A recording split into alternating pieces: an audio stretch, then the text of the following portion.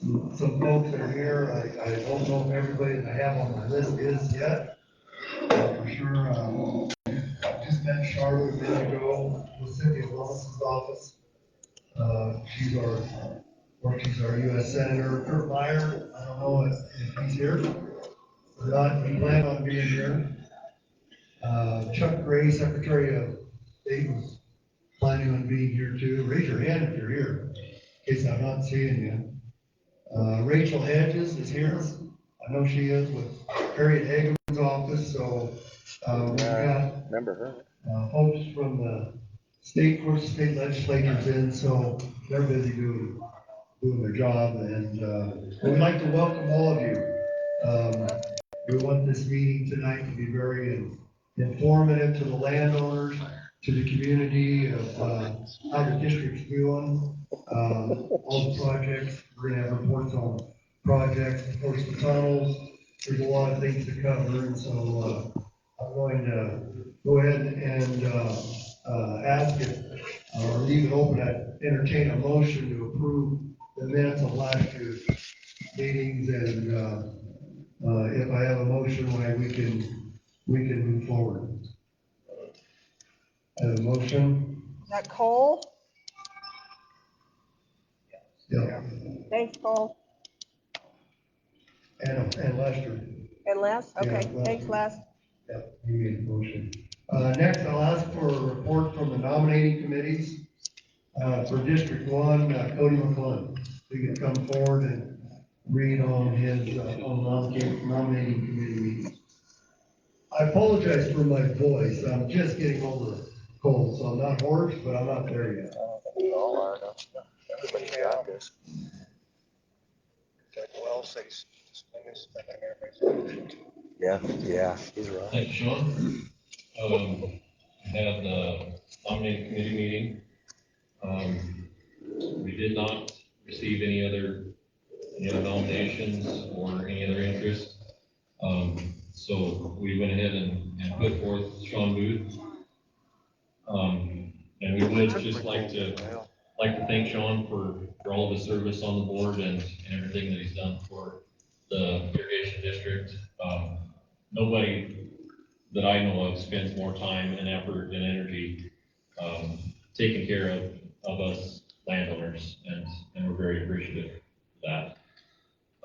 We had our meeting on January 7th, and like I say, after discussion and deliberation, the committee nominated for the next 3-year term for District Number 1 as Commissioner of the Goshen Irrigation District, Mr. Sean Booth. Respectfully submitted, Dakota McClellan, Chris Cook, and Dennis Vanetta. Thanks, Dennis, for coming. Thank I'm you guys. Thanks for everybody that made the meeting. That's what it's tough to get to. Next, if I could get a committee nominating report from Greg Stark on District 2, right here. Anyone else from District? Or anyone else from District 2 that was on the nominating committee. Yeah, 7 days. I guess, read it.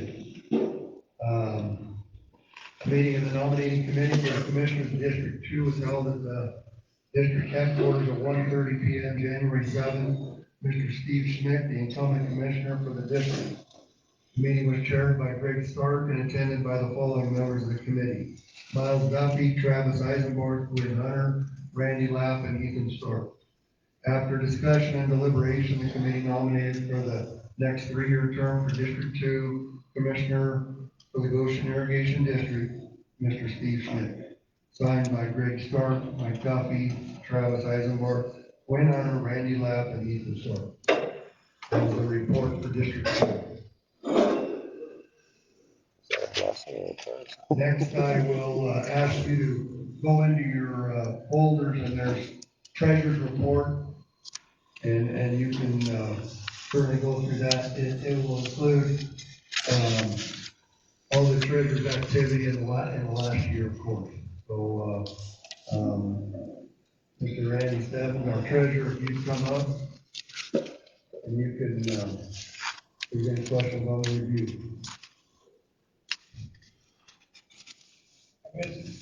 Did you look through that? Is there any questions on the treasurer's report?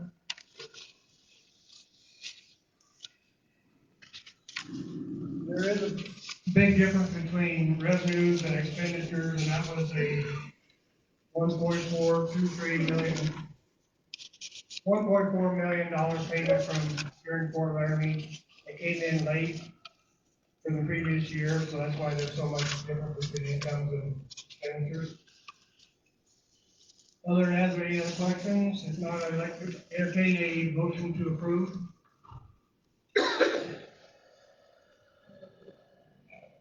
Yes.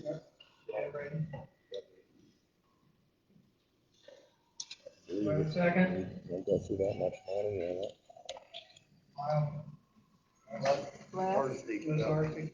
thanks, Les. All right, thank you. I do also want to stress, you know, if any of you guys got any questions on, say you just got your eyes on it, if you do have a question later, feel free to catch us, you know, after the meeting or whatever, if there's any particular issue that interests you. If you have a question on it, we're trying to be as open and transparent as possible of everything that's going on, because there is a lot of things going on, and as you look on those sheets, those are millions and millions of dollars. And those are our tax dollars working, and or grant money, or you can kind of picture, we're really running two separate sets of books, because there's the books that on your O&M, on running the canal, the water and all that, tunnel issue. And so it's tough to, and even when we do our budget, it gets complicated. We really get Linda honed in on trying to keep us, how are we doing as far as the O&M on the machine, on the canal and getting the water there, away from all the other stuff. We don't want any of those shortfalls. I'd like to mention just for a minute, before we have Lyle come up, this was a tough irrigation season in our country.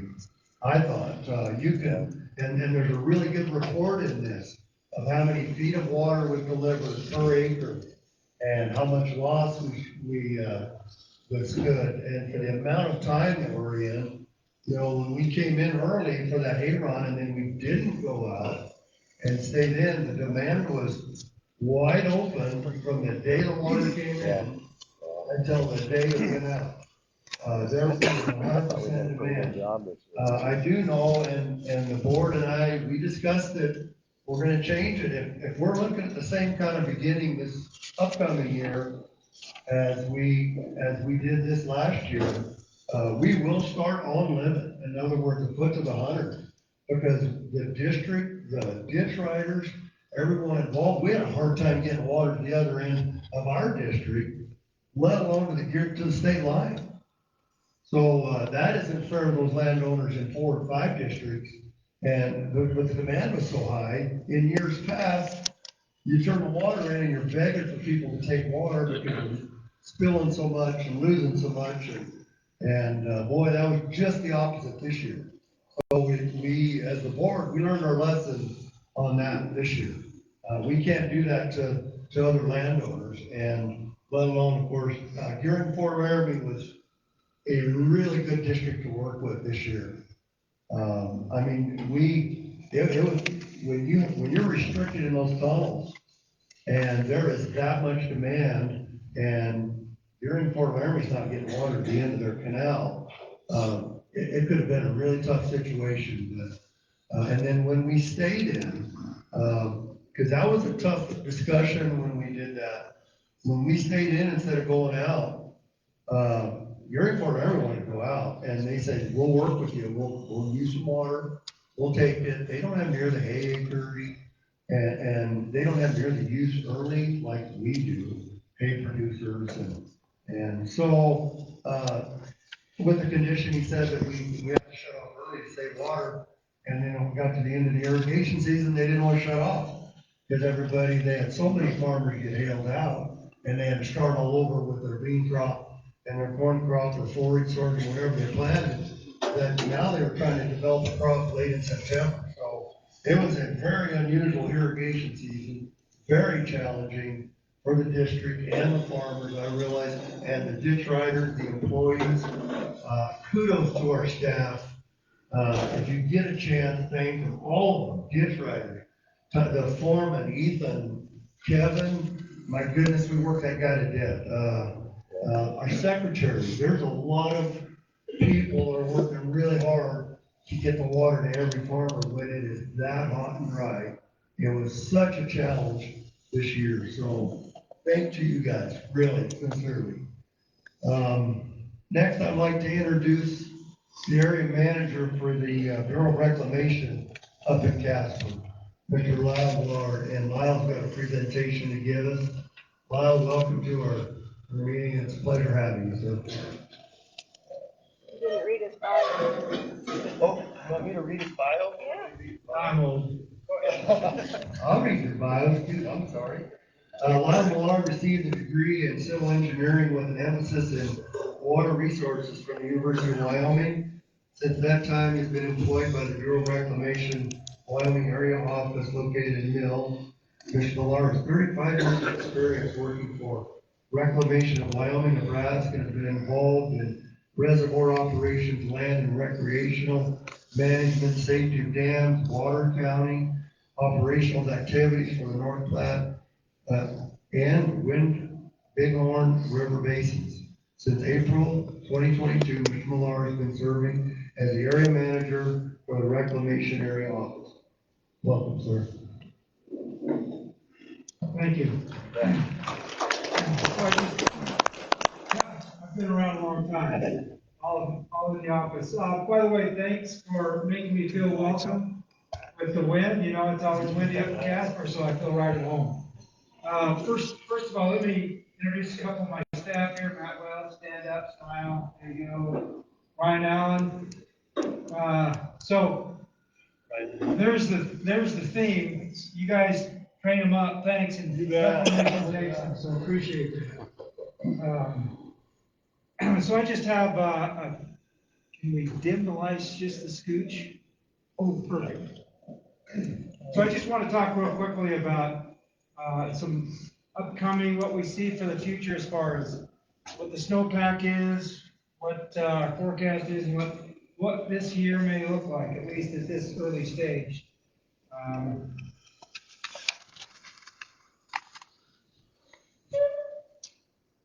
Well, can you just give me a next slide? I'll just call it out to you and we'll go there. Okay, so for those, our area of operation includes both the North Platte shown in the, I'll call it peak, and then on the Wind Bighorn rivers in the blue. That's basically where we have our projects and facilities. I'm going to focus my remarks on the North Platte system. About 400,000 acres we deliver irrigation water to in the North Platte, and another couple 100,000 over in the Wind Bighorn area. Next. So when we make those deliveries, one of the things we try to do is put the water through the power plant and generate energy. So here are our power plants. The first four are up on the Shoshone River, then Boyce, and then we have 6 power plants on the North Platte River. About $36 million worth of energy generated, enough to power around 84,000 homes. So we get that ancillary benefit. The mission, you know, deliver water, generate power, in a nutshell. Next. So last year we were able to fill all of our ownerships except for the Kendrick project, so that Pathfinder and Guernsey makes up the North Platte projects, which you have contracts for that water, and we were able to deliver a full supply with no allocation last year. Next. So if we take a look at last year where we ended up with a carryover in the North Platte project.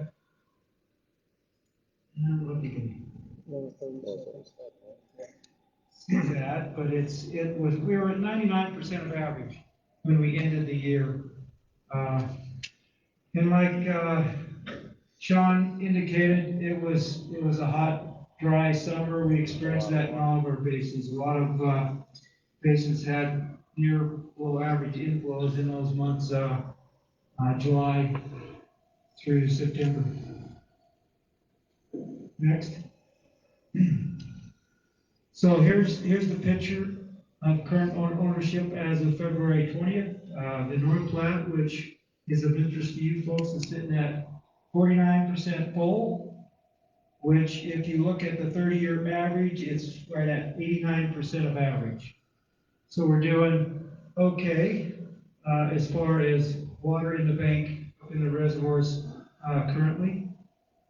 Next. So here is a product from the Natural Resources Conservation Service that shows SNOTEL. We rely on SNOTEL information by then when we look at our forecast, and you can see for our basin, the upper North Platte is sitting at 103, and the lower North Platte is sitting down here around 82-ish. So we're doing better up high in the system, and that's where we get the bulk of our inflows. So when we look at forecasts, we look at 4 months, April, May, June, and July. And that's indicative that the bulk of our water comes in from snow in those 4 months. So let's we go to the next slide. Here's the snow water equivalent. So the amount of water held in the snow is depicted here. So in the upper North Platte, as of the 24th, we're sitting at 103% of average for the median. And then in the orange, you can compare it to last year at the same time. So we're doing better than last year in all cases in upper North Platte, Sweetwater, and the lower North Platte. But not as good as we were back in 2023. Next. So here's a graph that shows how the snowpack has built over time. So you've got inches of water in the snow on the y-axis versus time, and the black line is the median, and then you can see the red line is where we're at currently. Tracking towards what we did last year, 2024. So let's take a look. Average to the basin is about 728. And you can see how we did much better with snowpack with almost 1 million acre foot of runoff in 2023. Next.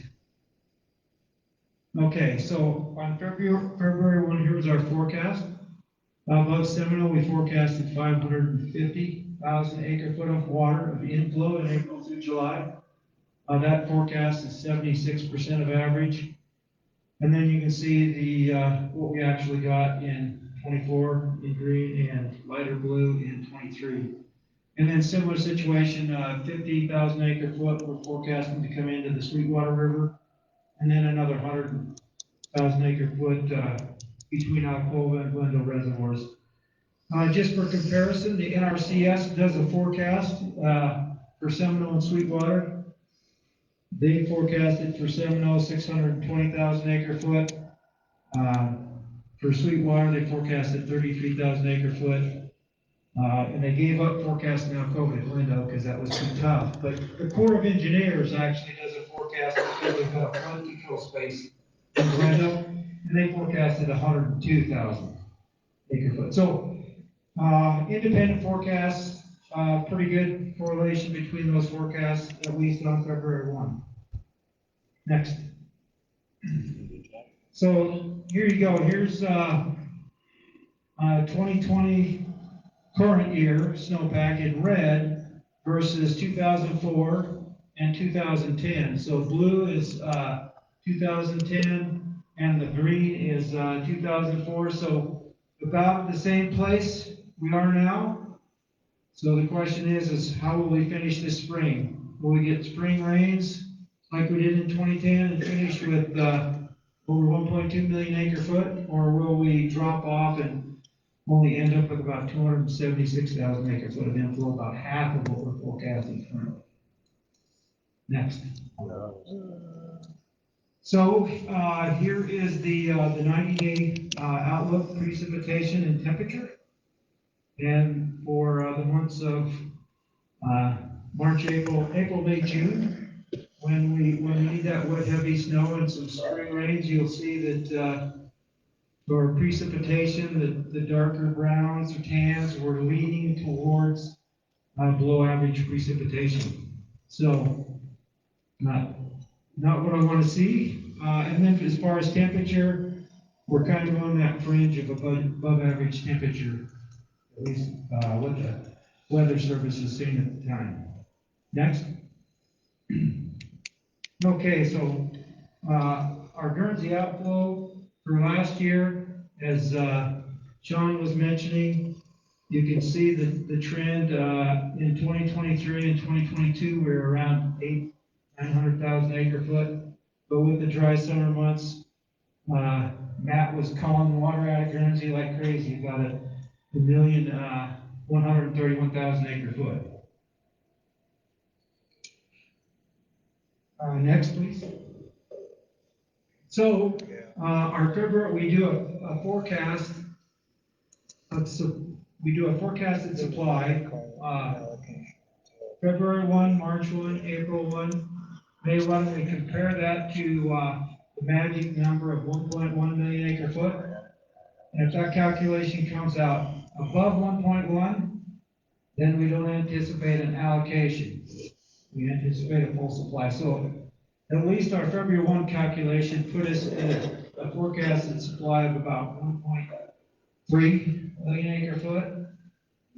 If that number drops below 1.1, then it will likely be in a situation where we'll have to allocate water supply to the 13 North Platte contractors. Next. So I'll pause here for a second. I went through that kind of quick. Basically, the good news is right now it looks like, based on our forecast, if that forecast holds, it could drop about 200,000 acre foot. It'll still be okay. Anticipate a full supply available. So stay tuned. Back in April, we'll talk more about that in April. But any questions out there that I could respond to? If not, I thought I would throw in anyone familiar with Laparelle Dam up Laparelle Creek, up near Douglas? Yeah, anyone's got family that farms up in that area?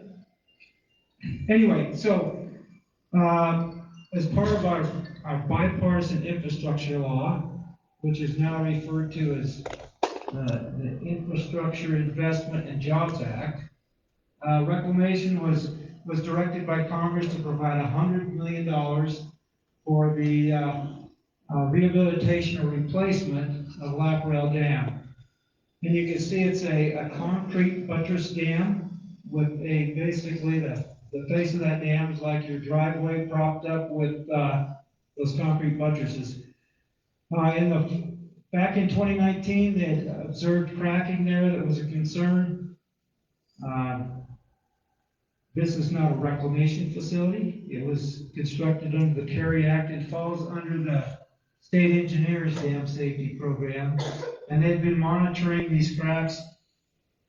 And they put a reservoir restriction so it could only fill to about 12,000. The reservoir holds about 20,000 acre foot. There's 11,500 acres of land, about 105-ish landowners in the area. In the fall, they have observed that the cracking was worsening. There was a concern that the outlet works wouldn't pass enough flow when the spring runoff came, and that they were concerned that it would store water behind the dam and have a risk of failure and populations downstream. So in the fall, they issued a breach order remove the dam. And so, we scrambled and hurried to get, since Reclamation was providing funding to that, we were the lead on the environmental documents. That was completed early February. And here's the status. So there's a contractor, next slide. Here they are just getting started. I think this was February 7th. They were out there getting started. Next slide. And so they're really getting after it. Here's a shot of the progress on the 13th. And then next slide. And there they are on the 15th. So the plan is to demolish a portion of the dam so it can pass inflows without storing, and then come in and finish the demolition after the runoff season. And ultimately, the plan is to build a dam that's downstream of the one they're demolishing. So what does that mean? For Reclamation, I've got junior storage rights downstream with regard to the Guernsey Reservoir. And so if this dam is not in place to store water, I might get another few acre-foot of water stored in my facility, so until they get it rebuilt. But they're right for that, I think, is in the neighborhood of 1909-ish timeframe, and Reclamation senior right in that reaches Guernsey about 1923. So, next slide. And then I'll be back, I mentioned I'll be back here in April 9th. It will be a water conference, the Ounce Water Conference. That's going to be held at the Panhandle Extension Center. And so hopefully by then we'll have a more recent forecast that has a better picture, and we'll see how we're doing as far as whether or not we may end up in an allocation or not. So that's all I have. I'll take questions or turn it back to Sean. Yes? I guess I don't understand, you did that Lockrell project, you said it's spent $100 million on it, but water that goes through the tunnels is probably like 7-8 times that, and yet we can't get that kind of funding for the tunnel. I don't understand that. Well, this is something that was put together by the Wyoming Congressional, it was legislation that required Reclamation to provide the money for that project. So Reclamation, we do what Congress directs us to do. But, you know, great observation.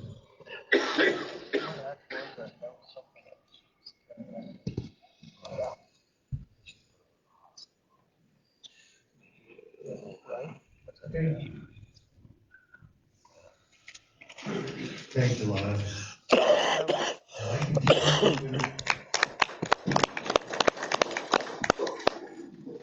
When we have total collapse, Lyle, were you area manager at that time too, 19? Right after that. Yeah, that was Carly Rocket. Yeah, I came on in 22 about 3 years. 22. I remember we had a phone call, Kevin and I, with Lyle at that time about the permitting process and the, any of the engineering that we have done has to go through, gotta be approved by Wyoming Water Development, by the Bureau of Reclamation. And I mean, there's, it seems like everything you do, it requires a number of steps. And the more boxes you check, the quicker you can move on to the next problem. We had a really good conversation. I won't forget that, Lyle.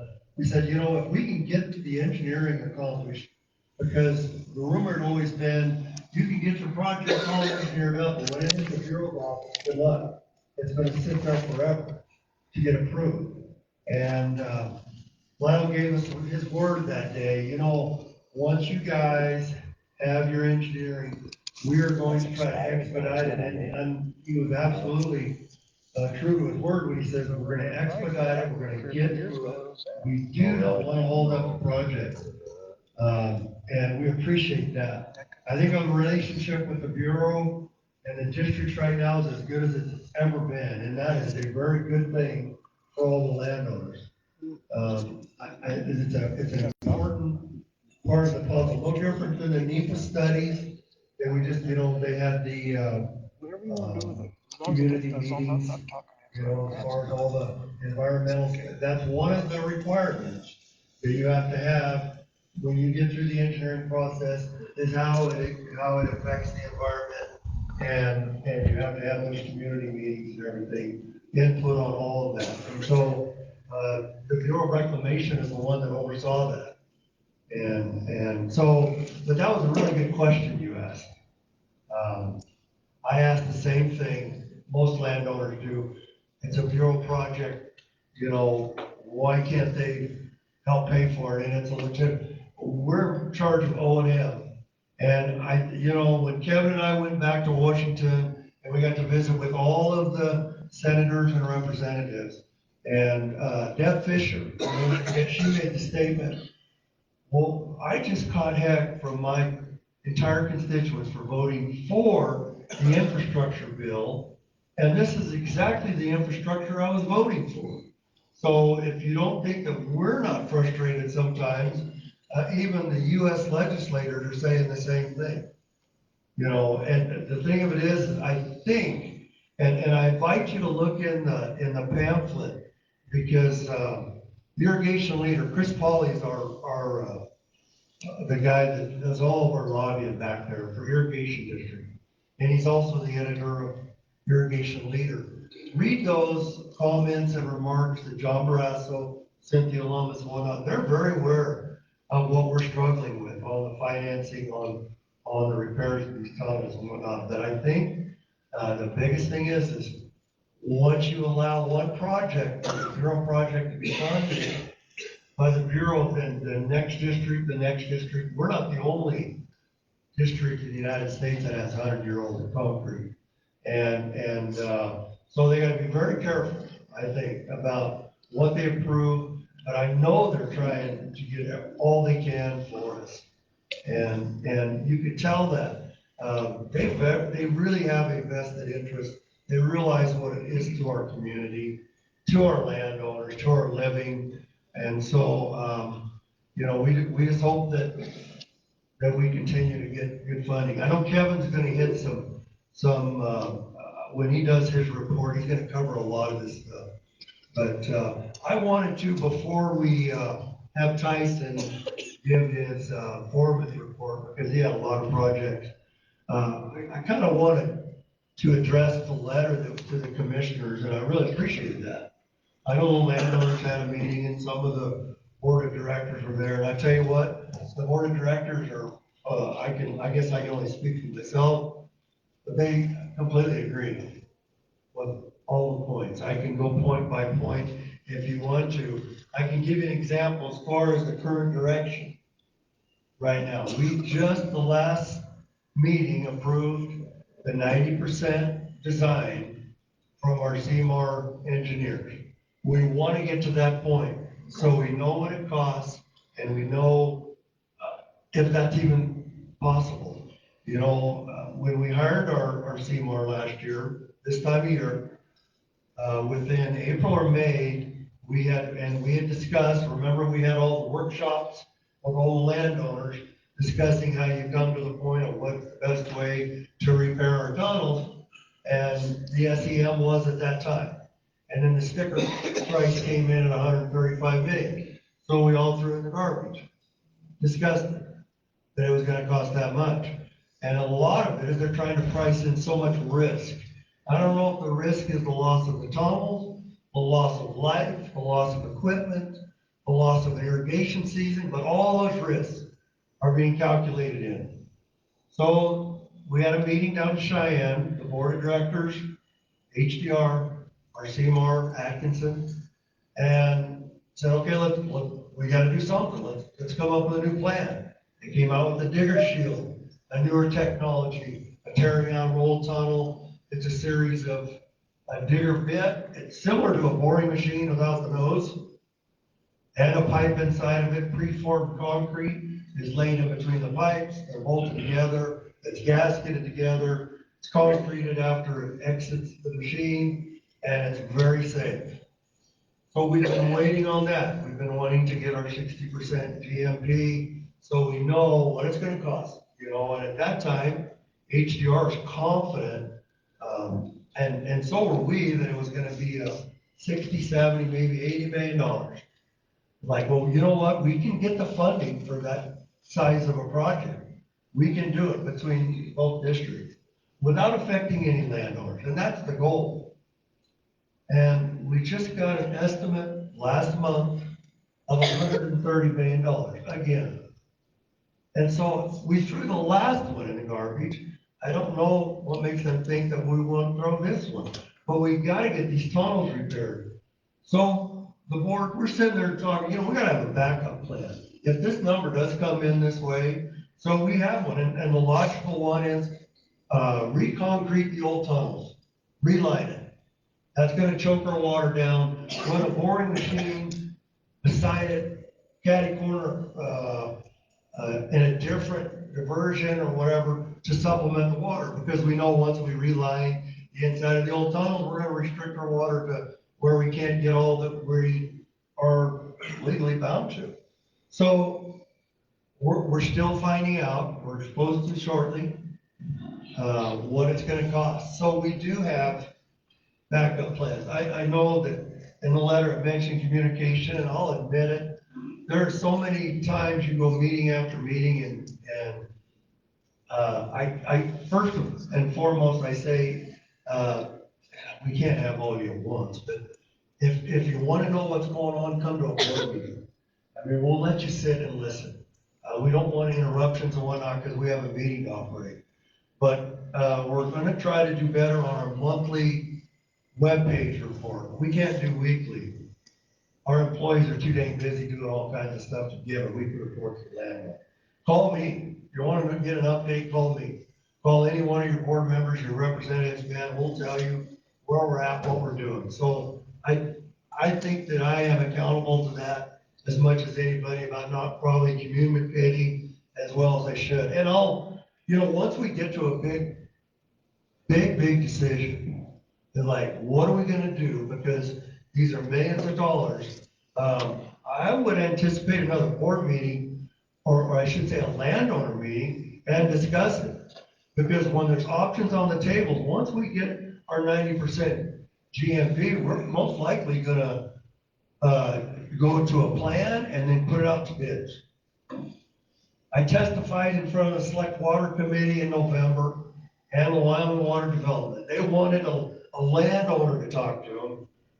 They had enough engineers, and not that they don't like Kevin, but they wanted a landowner, and so I sat down and testified to them, and the more I spoke, the more questions they had, and by the time we got done, every single one of those representatives had at least one question for me, and it went back and forth and back and forth, and I think the biggest thing that I wanted to influence with them is we're still at high risk. This is still an emergency repair. And we have got to have the help, we gotta have the money, we gotta get the project done. And so I was I tried to be very forthright about making sure that they realized the importance and the emergency that we were in. So, they were very, very accepting of it. And so currently right now in the legislature, we do have another $20 million that I think we only have to go through one or two more votes, and we have another $20 million. But it takes that. You've got to get out there. These projects are so massive and so expensive. There's no way this room full of farmers could ever imagine paying for it. Our goal is not to be raising. We cannot afford to raise assessment. We're all landowners too. You raise it, you double the price of, you're gonna devalue land the next thing you know. You're gonna start having a very negative impact to the economy, the taxes, and so I think it was important that, like, that meeting up there was just an example that you can get response from the Select Water Committee and the Wyoming Water Development. It's not overwhelming, it just takes time and it takes effort. And we're getting there. I know how long it's been, and gosh, I'm the only board member that's still on the board when that thing collapsed. So I've kind of lived through the agony of the entire length of it, but I haven't suffered any less than you guys when it comes to restricted water. So we feel the pain, we know the challenges, and I think that we will do a much better job in the future of trying to communicate to you guys. But feel free to call. We got phone numbers. Call your representative, call us, come to a board meeting every now and then. You know, like I said, we don't want interruptions, but we're certainly not trying to hide anything. This is a big challenge, and we know it, but just to give you an example, we got our master plan from Western Heritage. Is that the name of it? Western Heritage is our engineering company for the master plan. We had to come up with a new master plan for land and water development. They got that completed. Their number one priority beside the tunnels that this district has to look at is Wayland Dam, our diversion point. Estimated price, $100 million. Right off that, another $100 million. It's gonna take to replace the gate, concrete, all that needs to be replaced. So when we talk to the Bureau in DC and our representatives back there, it's like, you know, when we're talking funding, we're not talking just a project. We've got an entire system that's aged, and they're aware of it.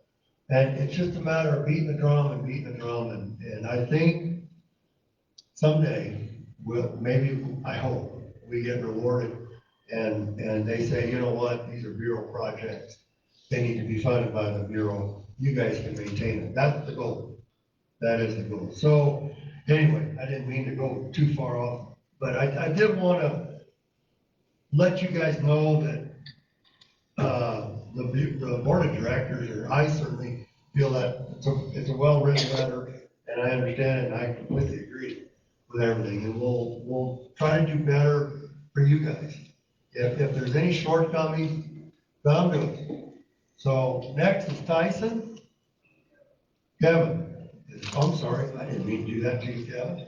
I did, I bypassed you completely. Next, we have Kevin with the manager's report. He's got a lot of things to report to. Thanks. Thanks, Sean.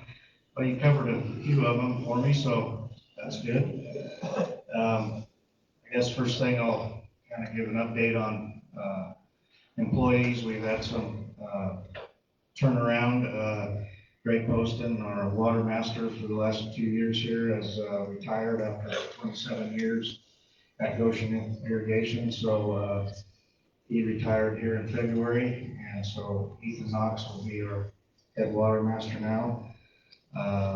We have a new ditch rider for Ride 5 that we just came on board here in December. Charles Banghart, now be for Ride 5. He's been farming for the last 20 plus years. Actually, him and his father-in-law farmed one of my farms on the Nebraska side for the last 15 years, so he knows about farming, knows irrigation, so I think he's gonna work out real well. Last September, we hired, so some of you may have met him for Ride 6, Justin Hostetter. He only got a few weeks in before water went out, but at least got a feel for the ride, so he'll be doing that ride this summer. And I think, you know, he's gonna do a great job as well. We have 2 positions open right now that we're gonna be trying to fill. Ride 4 is needing a ditch rider, and we also have a crew position open, so we'll be trying to fill those here as soon as we can. So we also last April hired Clayton Freehoff onto our crew, and he's been a great asset as well. He's worked with heavy machinery and worked in farming and trucking most of his life, so he's been a great asset as well. So I'm glad to have him on board, and hopefully have a great year this year. That's kind of the next thing. Sean talked a little bit quite a bit about our water year, and it was a long, stressful year, as hot and dry as it was, with no relief from Mother Nature. So one of the longest water seasons we've had. If you look back at the last, I think we put 10 years worth in your handout there, but you can see it's one of our biggest water years for sure in the last 10 years. So with that comes your losses become greater, which we of course all saw that. Seepage, which a lot of you have had to deal with this year, worse than ever, and in many places where we don't normally have seep. So just kind of a lot of those things that we have to deal with in a long water year like that. But we also saw the need where we couldn't turn off because of the weather conditions. So I guess Sean kind of touched on how we reached basically maximum capacity within really 4 days of running the canal in May there. So and pretty much stayed that way throughout the season. One of the things I kind of wanted to touch on and try to do a better job of next year, but communication between the ditch riders and the irrigators, you know, it really helps our job and the ditch riders' job the more those two can communicate. So, you know, we're gonna ask our ditch riders to try to keep as best records as they can and try to improve our system. And along with that, if, you know, anytime you guys are moving water, you know, please communicate with the ditch rider, so it sure helps us run a better ditch with less waste. So those are some of the things we're gonna try to work on this summer and hopefully do a better job of. So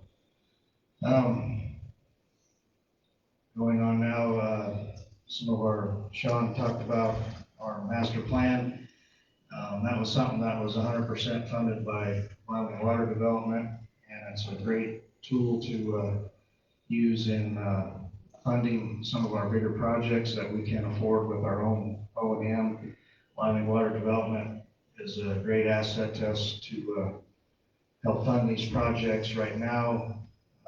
Any projects that we don't perform the work ourselves and have to bid out, some of these larger projects like main canal check structures or something like that, or like tunnel projects.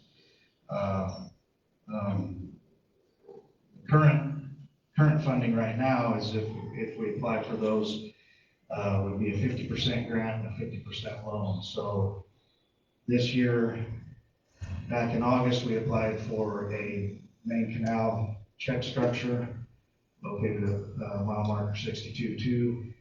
And that check structure controls a little over half of our water at GID. It supplies water to Springer Main and East Springer 7.0 lateral. That check structure is in dire need of replacement, so we applied for that. And that is actually going through legislation right now. All Wyoming Water Development projects have to go through legislation and be approved by the legislature and the governor. And we anticipate it to go through with no problems. That's about a $1.2 million project altogether. So Wyoming Water Development will participate in half of that. So we're looking at a $600,000 grant.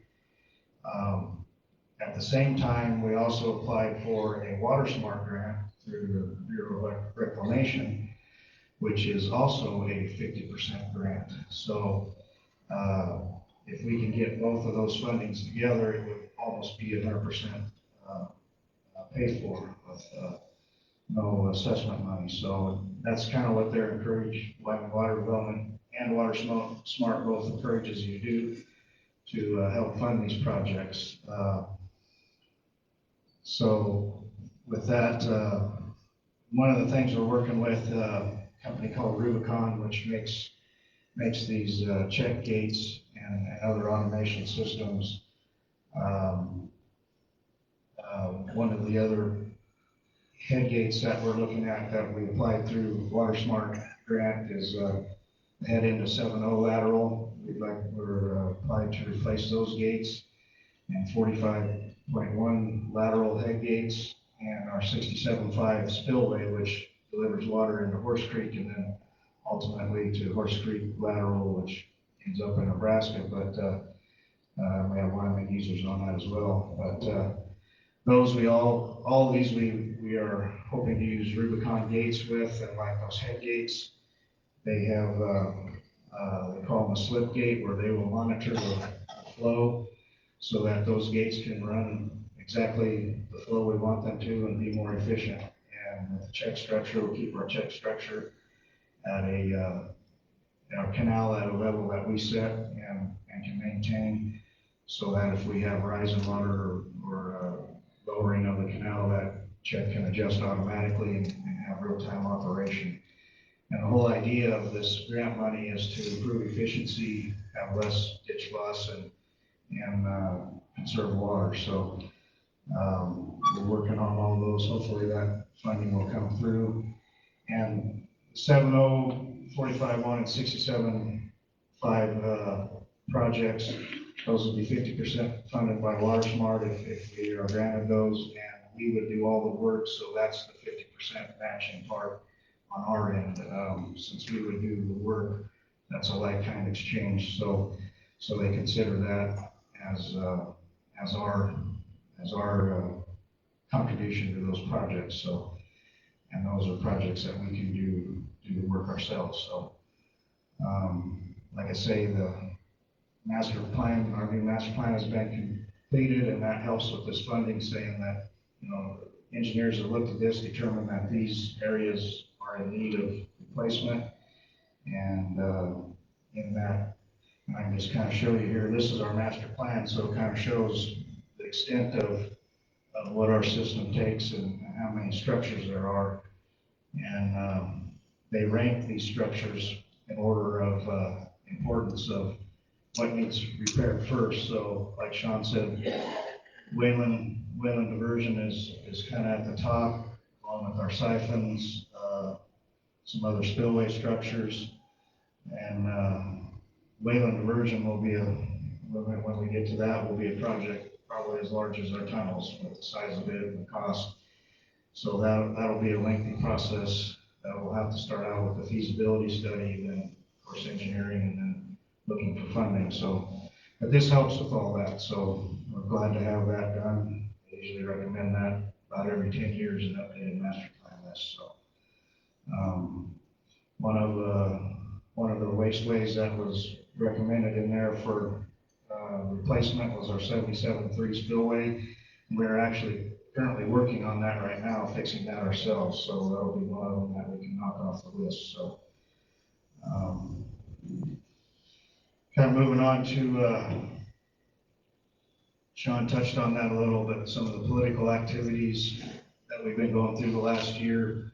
As you mentioned, Water Strategies is our advocate in Washington, D.C. to try to help us locate different funding opportunities, and Chris Pauley heads that up. He also, like Sean said, does the Irrigation Leader magazine that highlights different irrigation districts, municipalities, and different water delivery methods and people who deliver water in different areas. Does interviews and different things to bring some of their situations to light. And that magazine is delivered to every delegate in Congress, every state governor, every state representative and state senator. So it's a really good way to get our projects out there in the public eye, and to help, you know, give us some media attention and lets our delegates understand what we're going through and some of our hurdles to help us with that. One of the things they worked on recently was try to get us on an appropriations bill that had $2.3 million in grant funding. Unfortunately, that was not successful on our side. It looks like maybe Nebraska may get approved for that, but unfortunately we were not on the Wyoming side. It was shot down in in the House, and unfortunately, our state senators don't do earmarks, so it would be the only way we can get that money. So, and our state senators do not do earmarks, so fortunately, we weren't successful with that, but that's kind of some of the stuff that Chris helps us navigate through. And as he describes, it's kind of like, you know, pieces of a puzzle. No one's going to hand us a $300 million check, so you kind of got to piece your funding together through different means. One of the other things they're working on right now with our Congress people is there's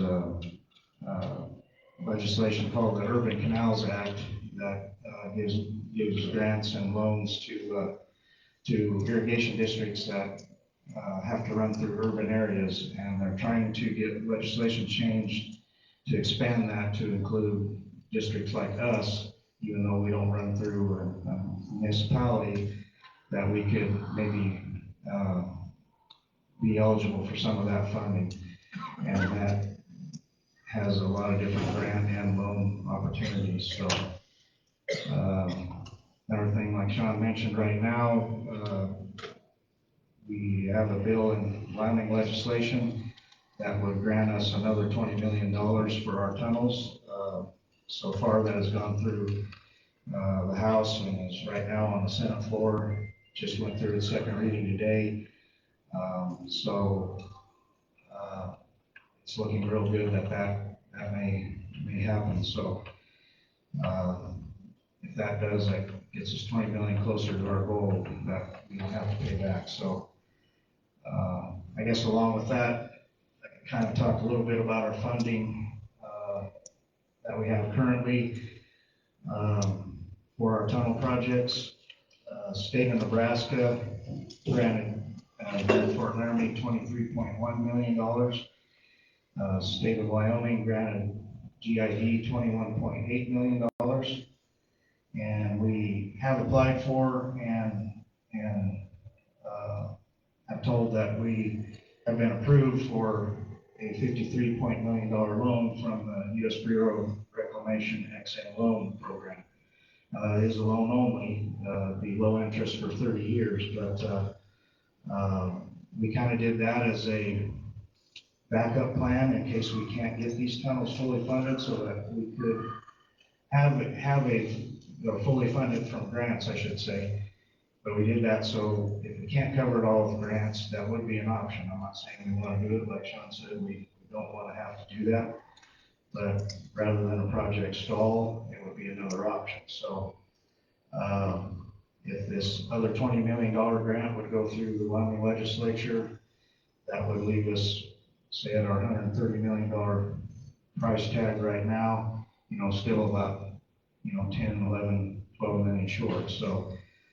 So we're hoping that if we get 20 million granted to us from the state of Wyoming and the state of Nebraska, we'll see that and do in kind for our constituents on the Nebraska side, but we don't know that yet. So there's a lot of funding questions still up in the air right now, but we are working diligently to try to find something, out there. We have last spring, we applied for a PL 566 grant with the NRCS.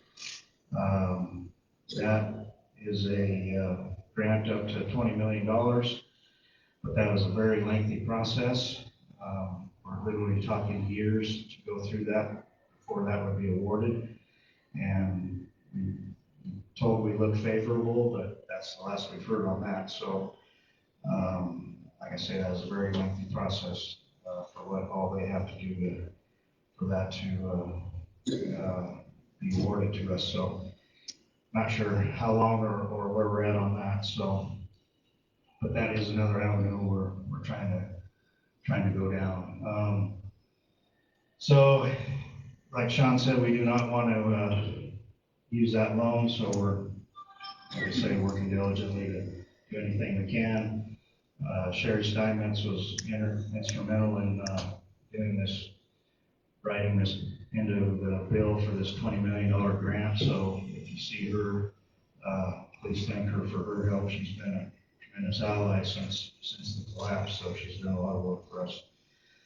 as well as Scott Smith, our representative, and also J.D. Williams was just elected this year. We've had conversations with him, and he's in support of us and helping us get through this also. Everyone on the Select Water Committee and Wyoming Water Development have been a great asset to us. So, in all these projects, like I say, we do projects with Wyoming Water Development money every year, and that just helps keep your O&M down. So, without that, it would be a whole different story. So, and I don't have to tell you the economic impact that this irrigation has in this valley. So. And we stress that at every meeting we have with anyone about how important this water is to this area, and how, it gets the dollar amount of the crops you raise, turns sevenfold, by the time that dollar is done. So, we're looking at $350 million by the time, your crop has changed hands. So, it's a very big impact to this area. So, some of the kind of going on to tunnels here, some of the activities we've done in the last year. Of course, we talked about procuring a CMAR, Atkinson Construction, last February. And they are working with our engineering firm of HDR to develop the process of how we're going to replace these tunnels and to come up with a guaranteed maximum price to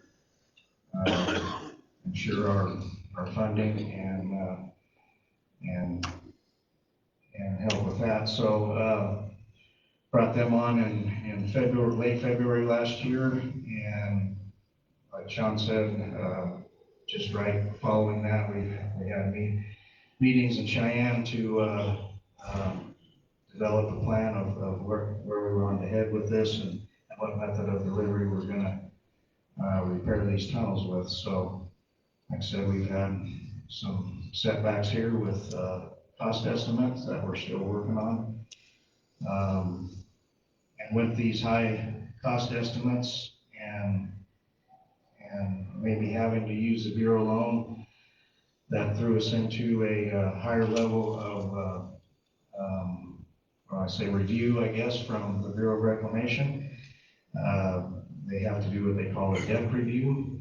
So since this is a Bureau project, and that stands for Design, Estimating, and Construction. So what they do is they take our engineer's design, they review that.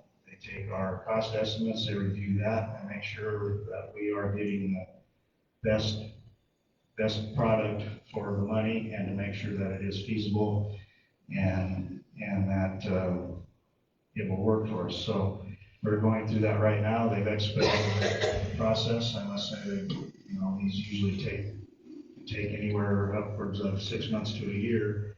We started our deck review first with a visit from their engineers, came out and looked at the tunnels, started that in April, and actually started their review in June. We met in Denver at their technical service center for a week-long meeting and value planning session, where they looked at all the ideas that we went through to get to where we're at, and determined that at that time that this SEM method that we're going is the best alternative, and kind of gives verification for that, and that we are headed in the right direction, and that so going from there this fall, then getting our 60% design done, we then our engineering team hands that over to the Bureau for their review, and we are basically all but completed with that, I believe. So one of the last things on that is our environmental assessment, and we're anticipating that to be all done in March if everything goes well. So we'll just close the comment period on that in February. I think February 8th was the close date for that comment period. And getting that environmental assessment is a huge hurdle for this. So So that's a major milestone that we completed this year. And if you think this book is thick, the environmental assessment is that much or more. So there's a lot that goes into that. So that'll be a huge milestone to be through. So so that is being completed right now, and so that's kind of where we're at with that. Kind of all comes into line where, you know, if we have enough funding and the price is right, we could start, you know, doing some pre-construction work this summer while water's in, you lay down areas ready, things like that. So kind of just all depends on our funding, and like Sean said, we're looking at other alternatives, you know, in case this is still coming in too high, and see where that can lead us. So I guess that's about all I have for now. I made, you know, Corey from HDR does his presentation, maybe up with him, you know, to help answer any questions or anything, but if anybody does have any questions, I'll sure try to answer them. I was kind of just long and boring listening to talk, so I don't have any fancy slides like Tyson's going to have for us. Okay, well, thank you.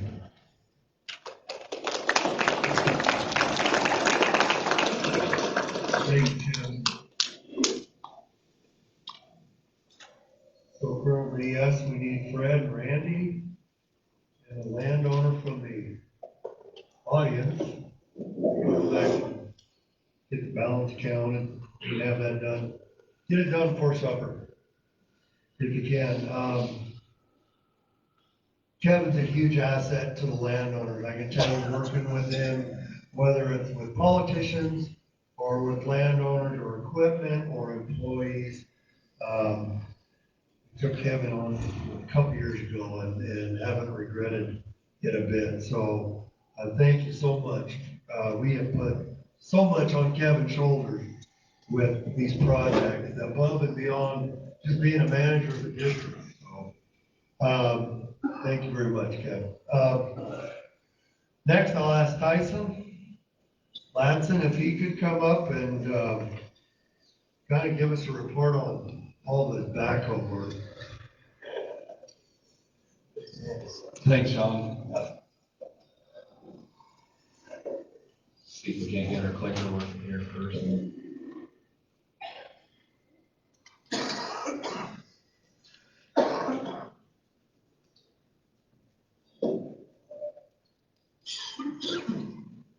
We'll just shoot through this for a little bit here without the clicker, but I'm Tyson. I'm the foreman for Goshen Irrigation, and I've been here for 11 years now. And luckily, I got pictures to make my presentation a little bit better. And last year, I tried using a big word saying that I was not a good formal speaker, and ended up bragging up that I'm the most informative speaker here. So if you pay attention, I'm sure I'll probably throw in some word that makes no good sense at all. So anyways, this is the construction report for July 1st, 2023 to June 30th, 2024.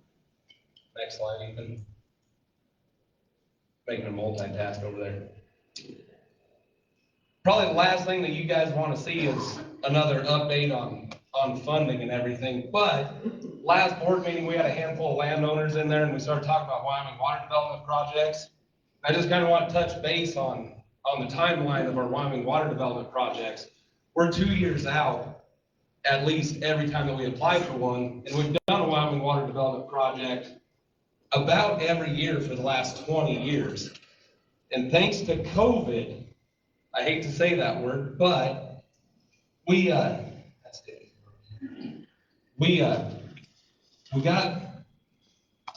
funding taken away from us thanks to COVID, because if there's one thing that COVID did do, it was made everything dang expensive and hard to get. So the timeline of our Wyoming water development projects is we applied for 29-4 pipeline in August of 21. We got awarded $290,000 for that pipeline. We tacked on a 15% contingency in case if something went wrong, to where we ended up getting a big spike in cost. And they awarded us that money, and which was great. So then we got the ball rolling and applied for another pipeline over in Veteran for 56-0. And, we had bid opening for 29-4 pipeline, and our closest bid, now we put in for $290,000 with a 15% contingency. Our closest bid came in at $409,000. So we had to go back in and ask for additional funding for 29-4 in December of 22. We finally got that granted again in March of 23, which was the same meeting that we got granted for 56-0 pipeline in March of 23. So we didn't even get pipe on the ground for 29-4 until April of 23. And we've got a hard set date of finishing all the projects up by the 1st of May, so we don't have something tore apart where we can't deliver water. So we didn't even get a start on 29-4 in 2023. And so then we ran the 2023 water season. As soon as water went out, I mean, we were 6 days after water was completely shut down. We actually started digging on 29-4, prepping the boxes and everything. So we buried 29-4, got done with that in November of 23. 56-0, we got pipe on the ground in February. And then, so we got started March 4th, finished burying that project in March 20th. And then we only had 3 extra days of building catwalks, tying in little loose ends here, hanging head gates, etc. So with that being said, 62-2 check that Kevin was talking about earlier, we ended up having to, Wyoming Water Development asked us to withdraw that application because we had 2 open applications out. So we ended up losing, because like Kevin was talking, they ended up rewriting Wyoming Water money to where now we don't have a material only grant for that. So we lost out on that deal, but we did get these 2 buried last year. The guys did incredible. I really want to piggyback on what Sean said about the employees. Man, really thank them guys for what they do. We put them through a lot this last winter, especially on this. And I just touched base on a couple of the big projects, a little bit of the little projects. Doug Hurt had the ditch riders out doing all the head gates. I don't have a single picture of doing small structure stuff like that. So go ahead, next slide, Ethan. Or did you get it going? All right, we're in business. So 29-4 pipeline replacement, we actually did phase 1 in 2014, which was 2,100 linear feet of 30-inch pipe.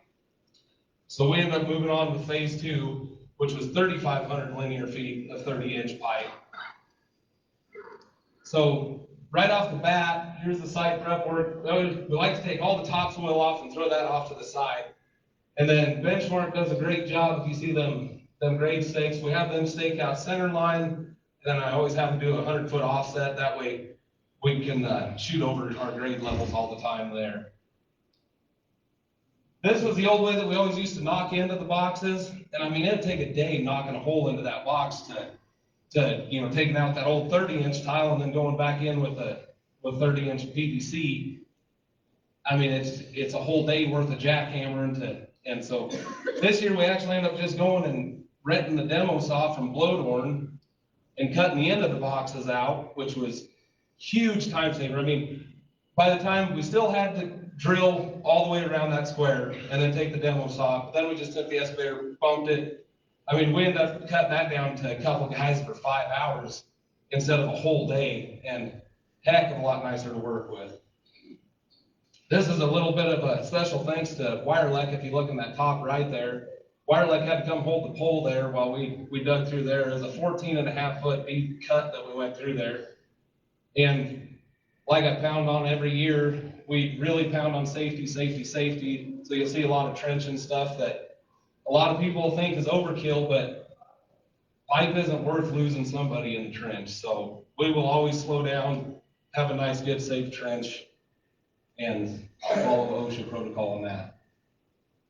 It was drier than heck last year, obviously, and we had to end up having water on site constantly going, especially through this hill here. I mean, it's just flour, and everybody's getting sandblasted the whole time. And then also we needed the water for compaction around the pipe there.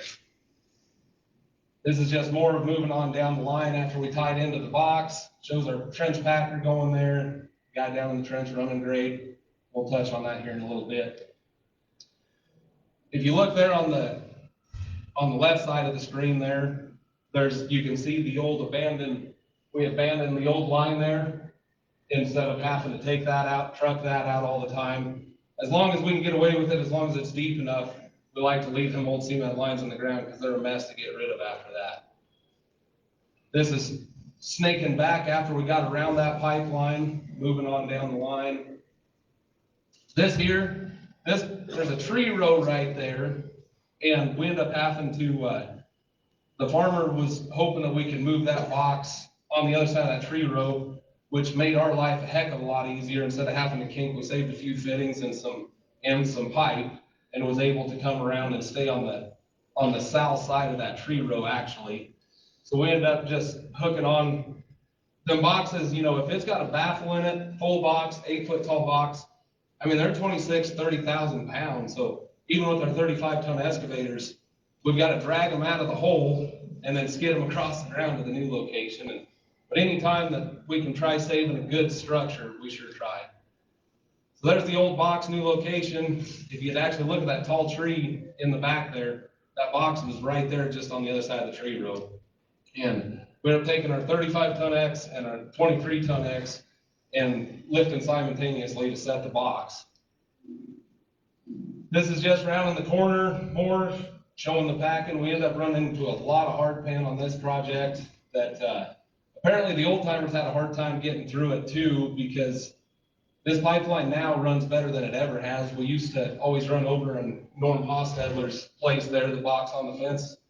We'd go to, whenever we went to push a lot more water down the line there, we'd end up running over and into Norm Hostetler's field there. And I would say it was because the old timers weren't able to get through the hard pan, so they lost capacity of their pipeline there. But we ended up having to drop $2,600 on digging teeth on our 350 to get tiger teeth so that we could dig through that shale there. This was coming around right at the last there and kinking that pipe around to line up with the pool. You want to know how we do that? You know, it just takes about 6 guys pushing on one side of the pipe. We'll get it moved right over. But this was the pool up at the head end that I talked about running over there, just tying it all in, pouring the cement there. Colton Wander's welding on top there. He's one of the people that Kevin touched on that we lost. We lost Trevor Shaw, Colton Wander, Bradley Green. They were all really good hands to have, and we're really missing them. Here's replacing the topsoil back, like I talked about how we'd always take that topsoil, windrow it over, and then at the end of the project, we bring that topsoil back over. There's the finished product of that. So then we took a little bit of a break from pipelines. If you remember back to that first slide was in between 29.4 and 56.0. This was the swimming pool box that we always called on Les Hardesty's. This thing had so many leaks. It was added on to over and over again. Cinder blocks. It was just a mess. Every bit of dirt that you can see there is where it just flooded out all summer long and was just ruining its ground. And luckily, right where this started, this dirt area started, was where at one time we quit burying a plastic pipeline. So we ended up, it was a cold day, or a series of cold days. We formed this up in the shop while we had free time, skidded it out of the shop, set it on the cement pad, poured the box in the yard every time that we had free time. So we poured the box in the yard. The way that we tie into these boxes, I actually got to give a special thanks to GFL on this one.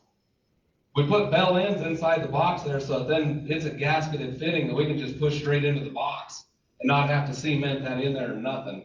So we end up just cutting bell ends off, putting them in the cement there, and then we're able to just tie straight in there. So there's where we set the new box on site, got it all tied into, you're actually looking at the upstream side there where the PVC stopped. We were able to tie that box in, tie in the landowner's 2 head gates there, back into the line, and then cleared that all up to where now he doesn't have a leaky box out there.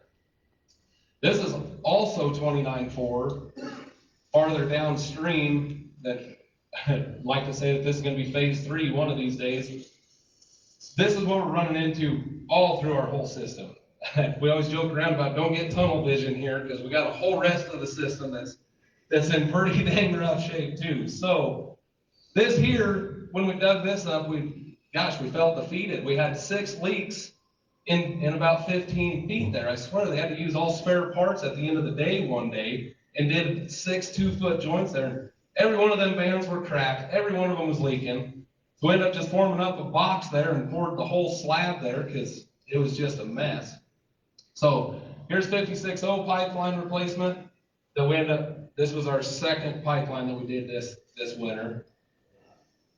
That's Trevor Schaub there. That's one of the guys that we lost, or he went to a new job. Better not say lost. That sounds really bad. We didn't lose him. But that was just starting off that pipeline. This is the first pipeline we got to use. We ended up buying a TopCon GPS system for a John Deere 350 excavator. And our whole goal is just safety, safety, safety. So we buried this 15-inch line, the majority of it. We actually buried it without having anybody in the trench. We had a few different ideas of trying to do it to where we could dig, not have anybody in the trench, save time, make it safer. And so actually, Ethan Knox was the guy running the machine that day, and we actually had a short day and we buried 760 foot of pipe. So that was money well invested. And so, like I said there, going to trench safety, we're right on the verge of having to step that back again. So instead of having to have 2 other tiers or another tier there, pretty much 3 trenches, we was able to do it with 1 and be safe and bury more pipe, so and get more projects done. Here's the box that was in the middle of it. This would be in Pat Herring's. It's over there west of Veteran is where this line was. So this line was a 36-inch, or this box was a 36-inch tile that had 3 head gates in it. You're actually missing one of them that you can't even see. You couldn't even work on the head gates there. It's just it was an afterthought of a box getting thrown in there at one point is what it was. So we applied for Wyoming Water Development money, got it. We got a new box, a 4-foot by 8-foot standard box, ripped out the old box, prepped it for the new box, set the new box. Like I said, one excavator won't lift these boxes, so we always got to use both of our big excavators to set them. Tying it all in there.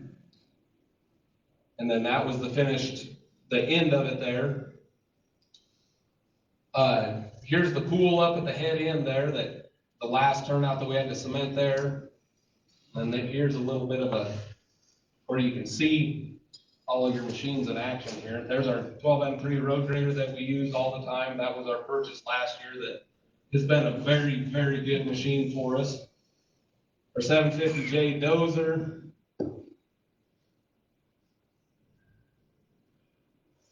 So here's our burying system here. So this is, when we got to the bottom there, it got pretty muddy and sticky, where we ended up having to end up putting a guy down the trench, and we was doing 18-inch pipe there.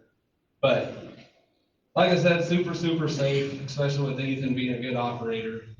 And so there, we're using the 230, and we always backfill that first level.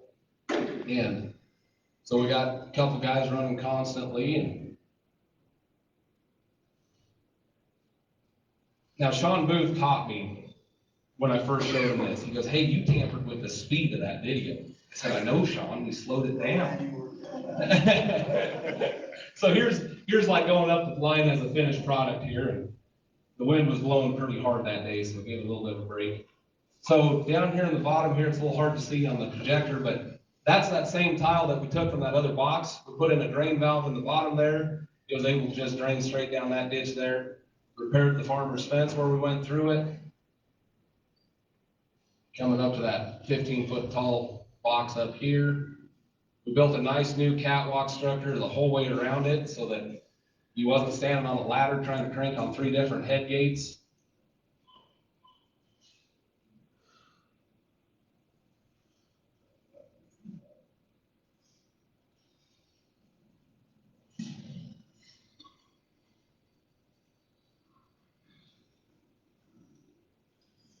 Video didn't seem so long until I stand in front of a group of people, I'll say.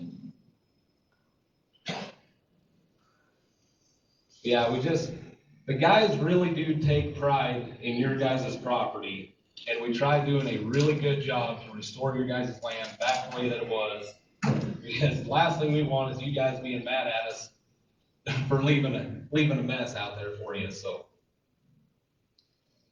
This is just a little bit of lateral reshaping that Dennis Gully did for us on Springer, Maine. We stole him for the pipeline quite often when we were short an operator, but he ended up doing all the lateral reshaping by himself that year. That all the bit of reshaping on laterals that we got done was Dennis Gully. And that also goes for Brad Green. We got the dozer going in there, but I stole Brad Green on the pipeline quite a bit, but when it thawed out, we had Brad Green running in the long boom solid. And he did really nice work, and we really missed him too. This is a head gate that right after we turned water on, the stem broke below the water level. We used our cofferdam, shoved it in. This was the deepest water that we've ever used our cofferdam in. And there was still about 130 CFS going by in the lateral right here. I didn't know if we was gonna get her shut down to work on this head gate, but we did. And while we're on this topic, this fiscal year, we ended up spending around $17,000 just in head gates. That was just in the head gate order. That's not including putting them in, the machine hours, the man hours, the extra material that it takes.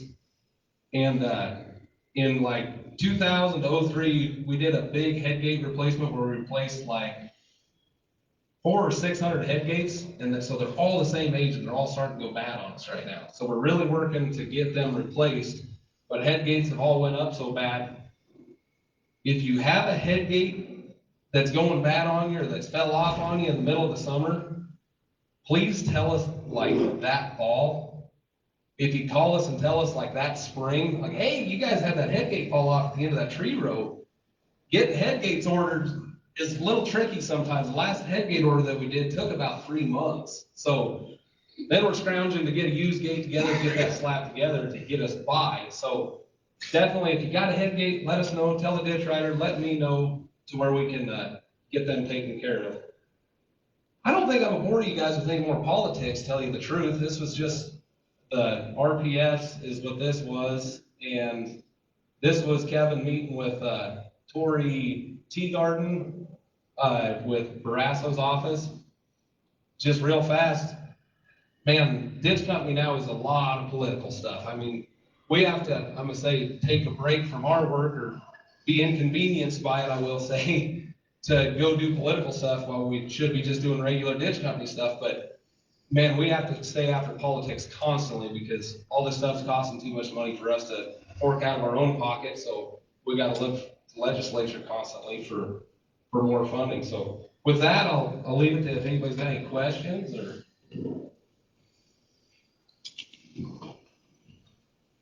Did I bore you to death? If I'm good at one thing, it's talking fast, showing a lot of pictures, and confusing the heck out of everybody. So, well, if nobody has any questions, I'll pass this on to Sean. So thank you, guys.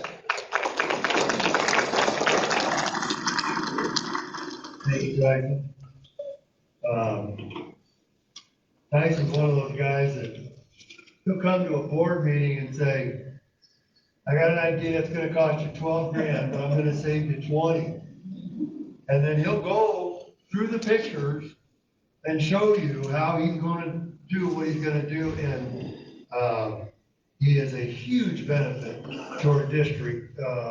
One of the best foremen I can ever remember. Good job, Tyson. I mean, it's that GPS on the end of that hoe.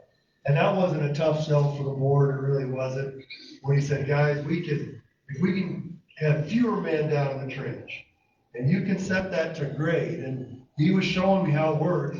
You can set that to a grade, so 1 inch to 100 foot, or however much fall, and that pin will only go down to there. And you can't go any deeper, it stops and fills. So I mean, you don't have to have somebody down there with a stick, you're not shooting everything, these guys are, so we invested in it, my golly. It was money well spent, you bet it was. So, well, we'll break right now and start grabbing up some lunch, and then we'll resume back to our meeting.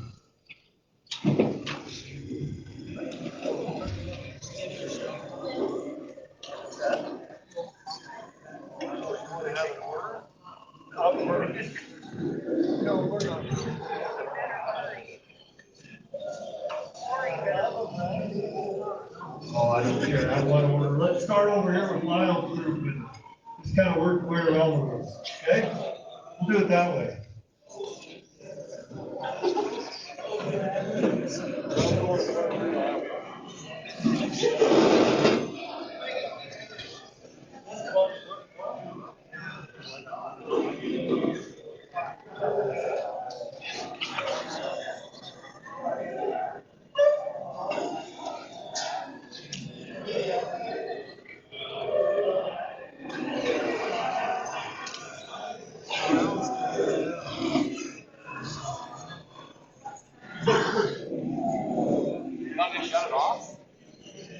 Oh, I think it's off anyways.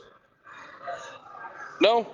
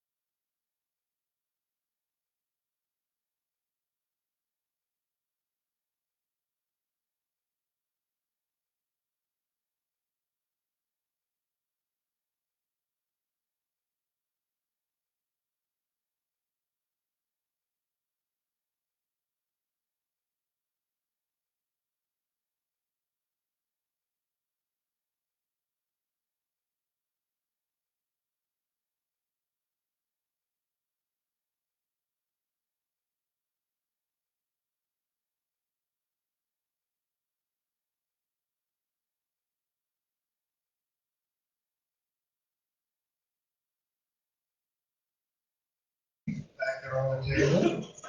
And Marcus Smith for the dessert. Thank you, Mark. Very good.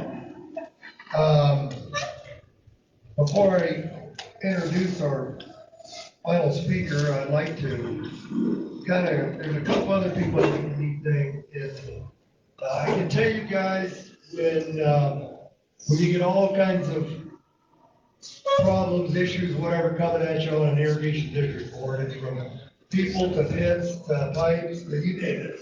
It's everything, tunnels, you name it. Right now, I tell you what, you should be very proud of the board of directors that we have. Every single one of them have come with different ideas, including Ray Lynn, who's not here, he's down south. He's like a goose, he goes south. Anyway, but he'll come up, he came up to our board meeting last week, and Randy, all you guys, Steve, Brett, these are really good gentlemen to work with. And, sometimes there's a lot of tough decisions, and we come to to a common ground and get things done. You just have to. Two other people, I don't know if I mentioned yet or not, and when you're talking about, when they're giving all these reports with the water smarts applications, the water development applications and all that, there's two gals, Andrea, that does a lot of the application work, and Linda, all you have to do is go there and look at her desk. And she has got so much on her desk, let alone her plate, that they are great people to work with, and they really work well for the board. I can't thank them enough. Patrick Zimmer, he's an awesome attorney to have. He helps us and follows legislation. He does a lot of things for us. So we have a lot of supporting staff, the landowners do, that are trying to do the right thing and take care of business. So I just wanted to mention everyone, thank you so much for all the work that you do in the last year. Our final speaker I'd like to introduce is Corey Foreman from the Water Resources section of HDR. And we work very closely with Corey, if you remember right. A few years ago when we had the workshop, they did a lot of the PowerPoint presentation on how you come to the decision of what is the best plan and what are the priorities to establish a plan. And Marcus Kroll, the other one, but Corey is a water resource engineer registered in South Dakota and Wyoming, and is HDR's water resource market sector leader for the Dakotas and Wyoming area. He earned his Master of Science Civil Engineering from the School of Mines and Technology, that's where our youngest son went, in 2004, and a Bachelor of Science in Biology from Montana State in 1998. Corey leads HDR's local team of water resource professionals, integrating local staff and projects with HDR's larger National Water Resources Management Team. Corey is the program manager working with Marcus Kroll, the Tunnel Rehab Project Manager, along with others to deliver the Fort Laramie Tunnel Rehab Project for GID. And so here you are, Corey. Thank you for being here.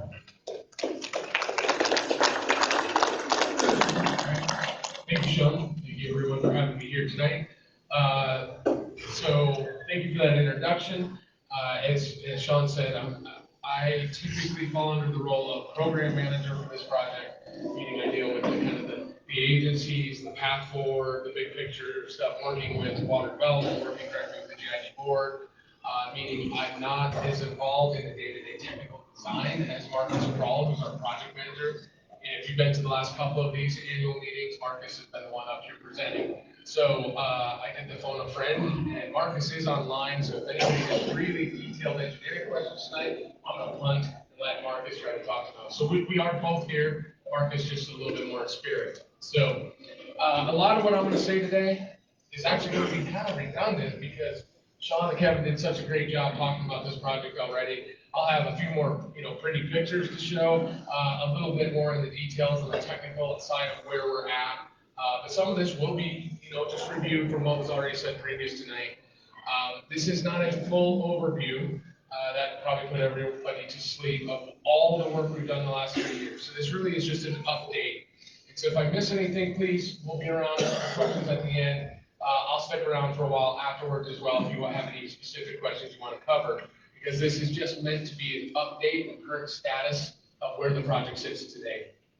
So I got 5 areas I'm going to talk to, all very briefly, but we're going to give a little overview of the NEPA process, where we're at, which is the permitting process, give you the current status of the design and some of the recent design updates and changes we've made to the design and the path forward. Just briefly cover, which I think Kevin really talked to very well, so maybe I'll just skip the agency review process, but there is a very formal process we have to go through to get agency approval. Lyle can maybe talk to some of that if there's any questions on that specific part of it. Talk a little bit about the CMAR. What is a CMAR? Why did we do it? What are we working with them on? And then we'll end with the schedule that we're currently operating on. Okay, first of all, the National Environmental Policy Act. Anything with a federal nexus, federal property, federal funding, you have to follow the requirements of the National Environmental Policy Act, known as NEPA. And because this is a federally owned facility, we're potentially probably using federal funding through the XM program. We have to follow NEPA. So what is NEPA? Essentially, and I already said this is really what guides the permitting process for a project of this nature. It requires that you analyze project alternatives, so you pick the best alternative, the best path forward. You have to then look at that path forward that is selected. You have to evaluate what are those environmental impacts. Is it vegetation, wildlife, cultural resources, were all the examples of impacts. You have to analyze those impacts and ultimately engage with the public to talk about those impacts. And then you go through an approval process with the lead federal agency, which is in this case the Bureau of Reclamation. Okay, so the NEPA process, and it's, you stand here today and say we're very close to the end. So I do have a question about that, because, I mean, I look here and I hear what you're saying about this whole process, but I don't see where the feds have a single dollar invested in this equation. So why are we following the rules if the feds aren't going to put any money in? So so the question is, if the feds don't provide any money, why do we still have to follow the NEPA, National Environmental Policy Act? There's really three connections here. The first and foremost, the Bureau of Reclamation owns the tunnels. So they've transferred the operation and maintenance to the irrigation district, but at the end of the day, it is a federal facility. That's the first one, and that's probably the only one that really matters. So even if we don't use any funding for the project, which right now there's the XM program, which would be alone is providing the ability to provide funding, which at the current cost estimate is possible that some of those funds would have to be used. Federal funding would trigger it, but it doesn't matter if any federal funds are used or not. Because the federal government owns the facility, that would trigger it. Also, the BLM owns surface land above both of the tunnels. So you also have a federal connection through the BLM and the surface ownership. So those would be the three things. So there's really no getting around this. We have to follow the National Environmental Policy Act, and we're almost done.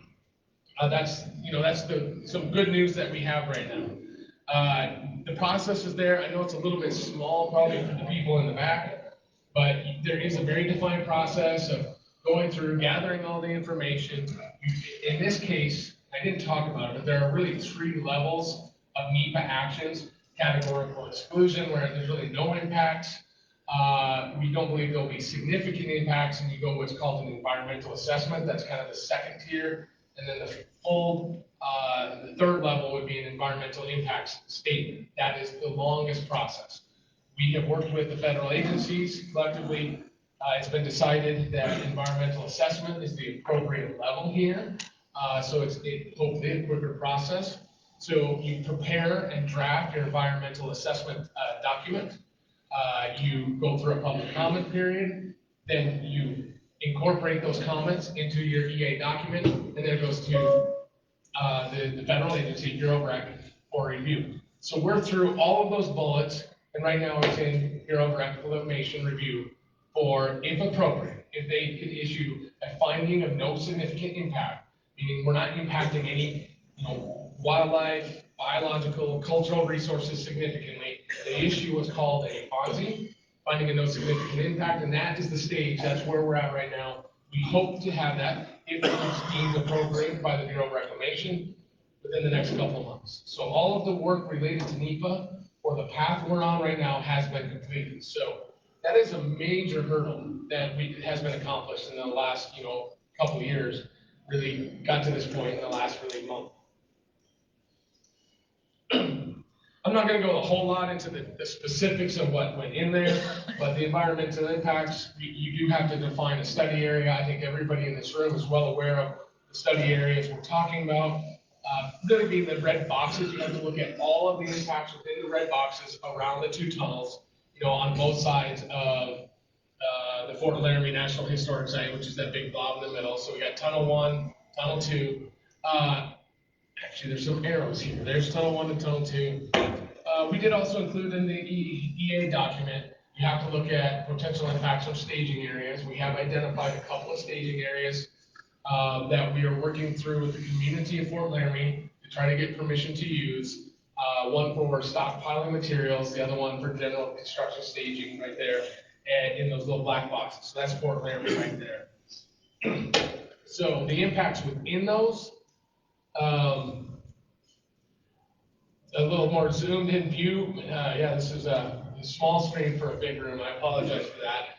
I can talk through it just well enough. So the red boxes, that I showed on the previous slide, that's these black boxes. That's what surrounds the tunnel. Going back to your previous comment question, just for reference, the orange land, that is the federally owned BLM land above each of the tunnels. So it's not the entire tunnel, but it does go through our impacted area, so we have to coordinate and communicate with the BLM. And really inside those black boxes, and it doesn't show up here well, but these little green circles, those are the areas long term. That's what we're excavating on the inlets and outlets of both tunnels. That's the long term. Also on here though, you really have construction areas all through here, construction activities that are more temporary in nature. That's a lot of what we're going to be describing in the EA document, as Kevin already mentioned. It's a pretty thick document. It's an exciting read, but there's a lot of information. So we'll take questions more on this and all of our updates at the end. So good news, the document has been submitted. So it's in Bureau of Reclamation's hand for the final step of the process. Design update. So for design purposes, we've broken it into what we're calling 3 different design packages.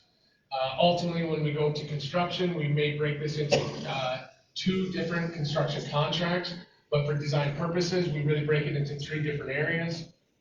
In all 3 of these areas, we're at a 60% design level, really advancing to 90%. We're probably about halfway to the 90% level, actively working on all 3 of these design packages each day.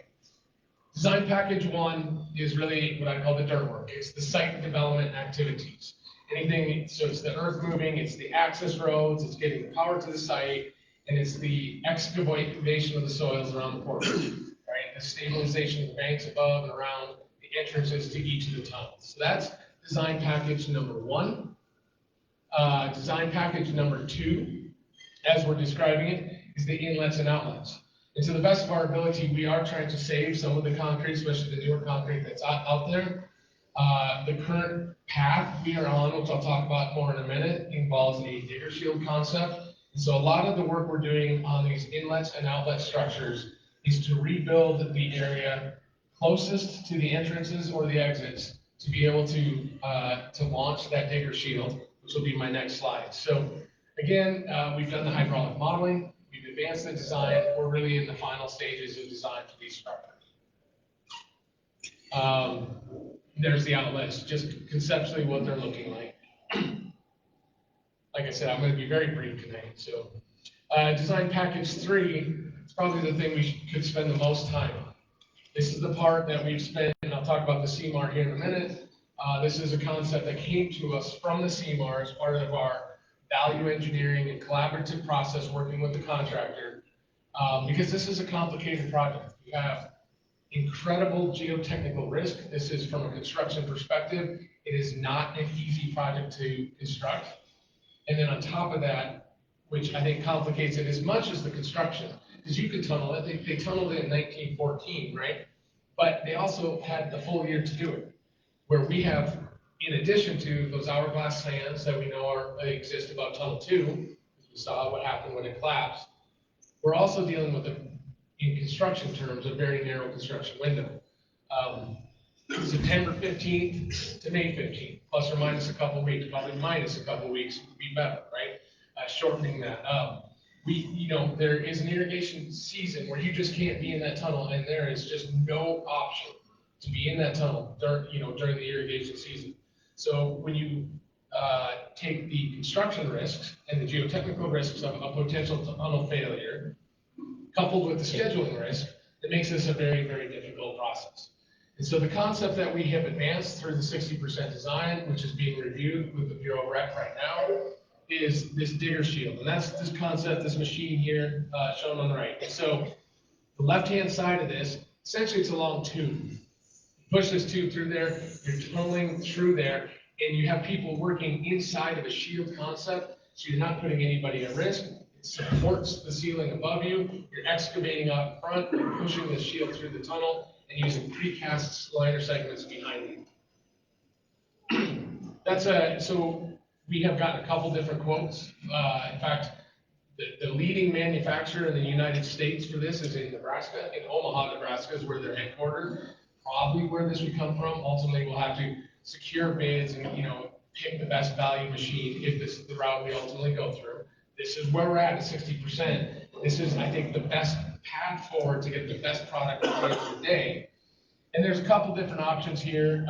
One, the digger shield, you're pushing this thing through. It has basically a grinder head that just sits there and goes around. This thing swivels and it just grinds out in front of you. It has fold-out arms that can support the, as you're grinding it around, you have these arms that flip out, support the ground as they start to move over. Once you get everything excavated out, you push forward and put precast segments behind it. The other one is this is more like an excavator arm. You can see here on the photo on the right. So you either use a grinder head or you use this shovel head to dig it out, support it, push forward. Shows a little bobcat there with the dump truck. You're taking the material as you're excavating it out. You're taking it out through the existing tunnel, moving forward.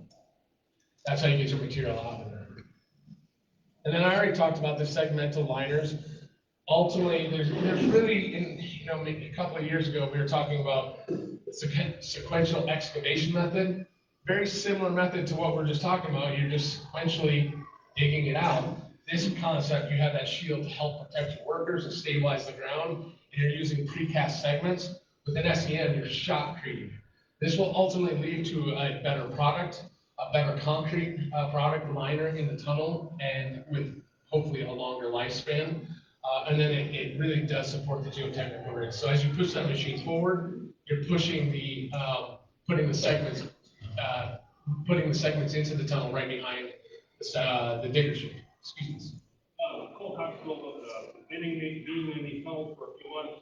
There's almost 4 foot difference in diameter between the narrowest and the biggest. How is your machine, and why are we going with machines that we have to have built? The boring company has machines on hand already. They can bring to site. They have the employees working. So the question is about the difference in sizes of tunnels using a digger shield.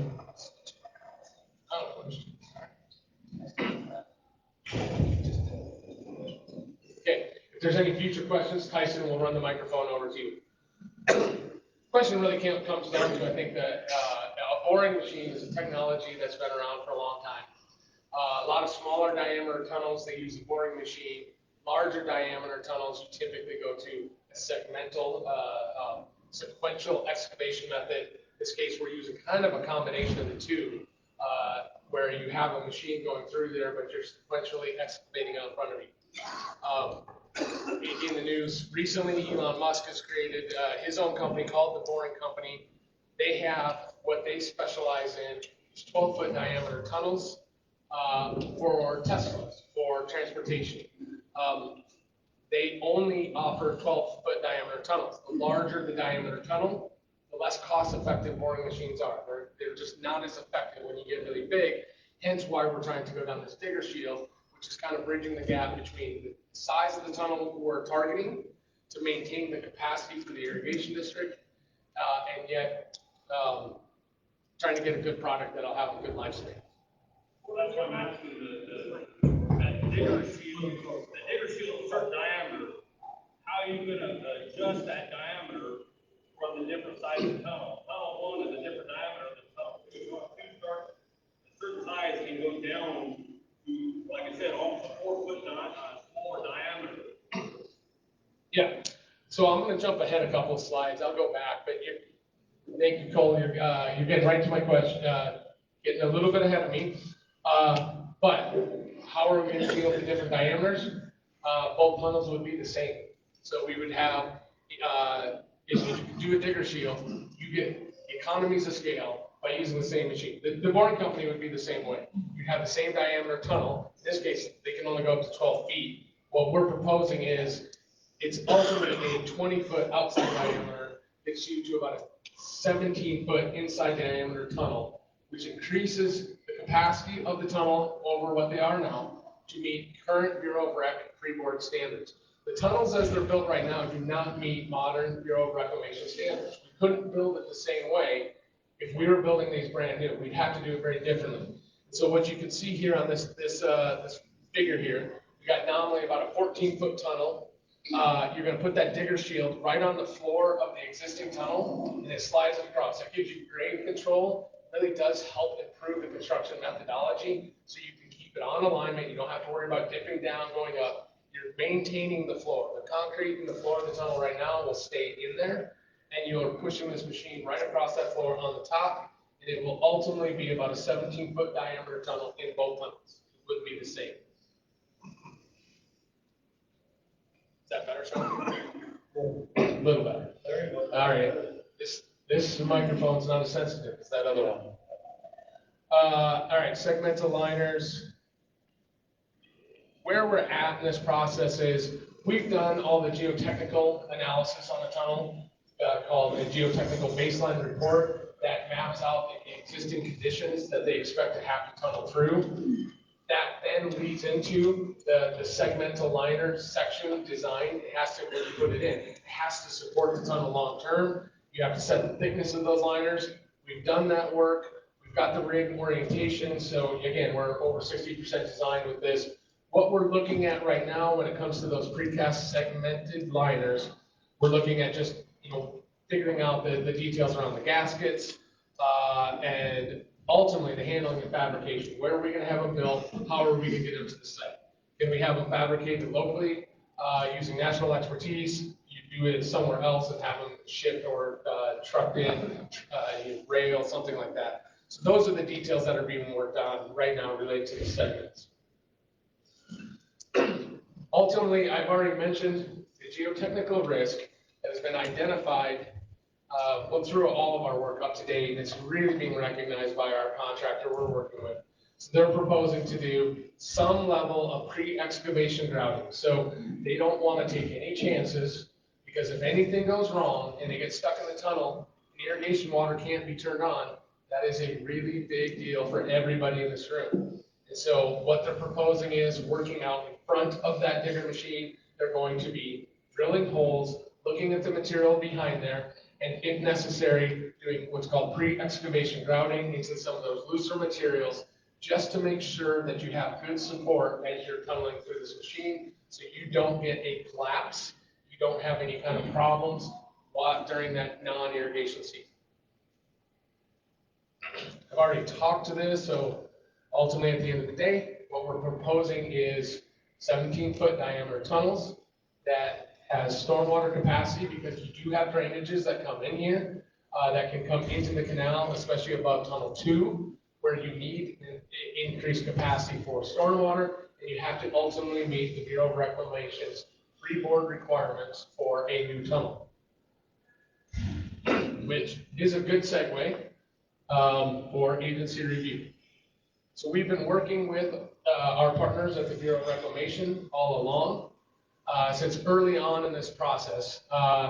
Each one of those 3 bullets are things that we have to work through. We have been working through and will continue to work with the Bureau of Reclamation on.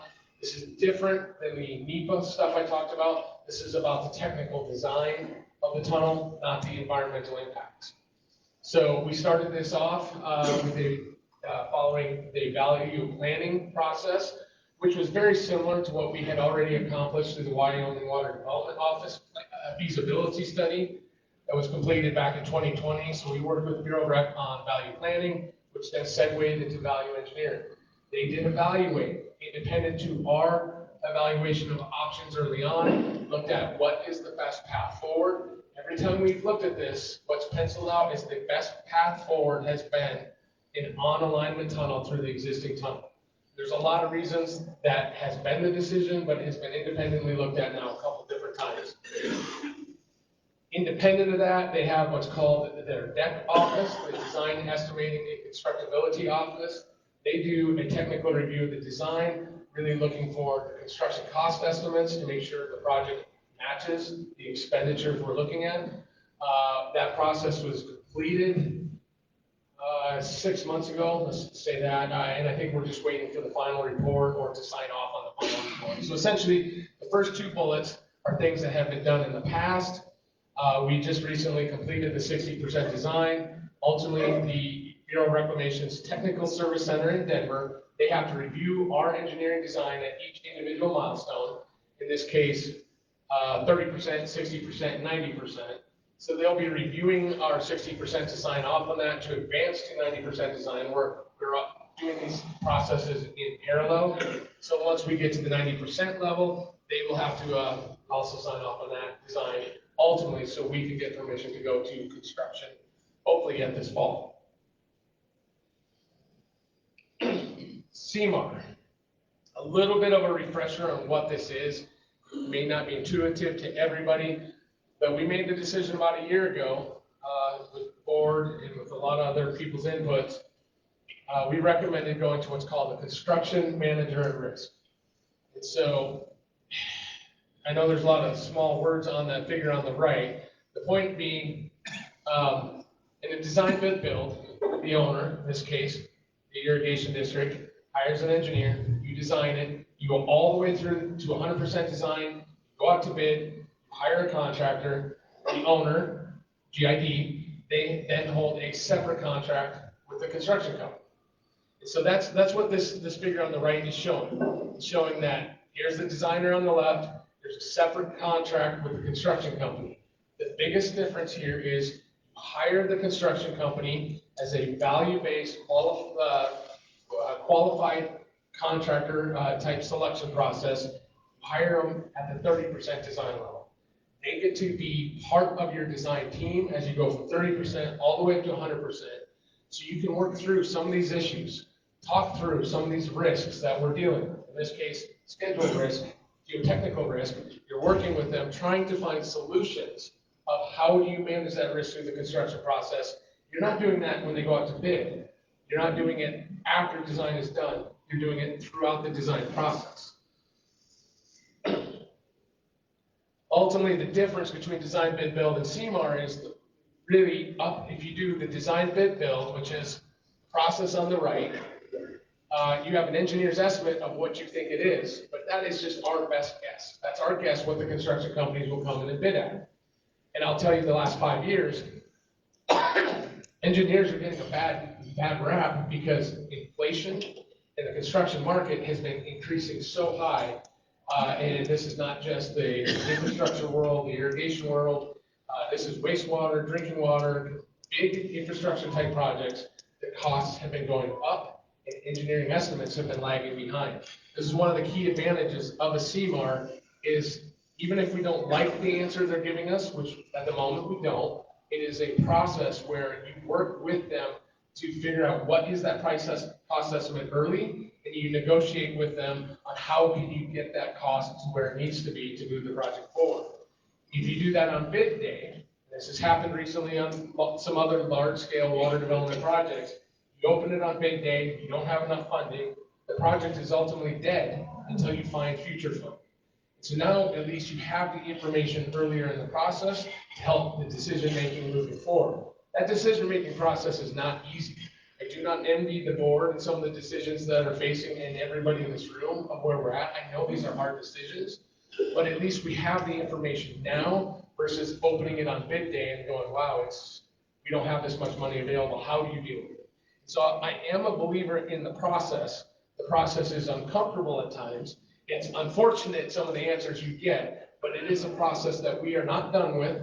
We're in the middle of working through it, and the process is working as designed. Ultimately, it's still to be determined if we'll be successful to get to the outcome we need.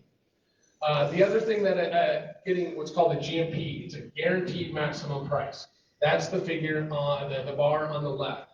You negotiate with them up front. It's a guaranteed maximum price, so it has allowances and contingencies built into it.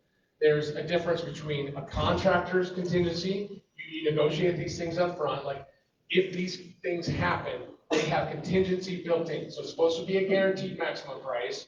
It's a little bit of a misnomer because there is no such thing in construction as a guarantee that nothing will happen that'll go higher. But the idea is that the opportunity for change orders, anybody who's done typical design bid build, change orders have come up during the construction process. So what you open on bid day is almost never the ultimate total project cost. The process of working with the CMAR up front is that you actually get a GMP, which will be a maximum price, the total project cost at the end of the day, because you have owner's contingency, things that, in this case, Goshen Irrigation District would hold back. It's a accounted for project cost that's hoped never to be spent. You have the same thing in a contractor's contingency bucket, that they're holding back as part of their contingency of if these things happen, then they have the money available to address them real time. That is one of the biggest advantages of the CMAR process, is to talk through that risk register, identify the contingencies needed to cover those risks. You do it up front while you're in the fundraising process. As Sean already mentioned, we selected Atkinson, and when I say we, I shouldn't say it that way because I didn't have a voice in it. I helped provide information. The Irrigation District Board had the decision in front of them. They took proposals, went through the process. Ultimately, the board members here selected Atkinson Construction, and we've been working with them almost a year now. Oh, time flies. Early on, we started talking to them with the very first bullet out of the gate, cost estimate. We did sequential excavation method. They gave us a number we didn't like. Nobody liked it. I didn't like it. Sean didn't like it. None of the board members did. Sequential excavation method, $135 million.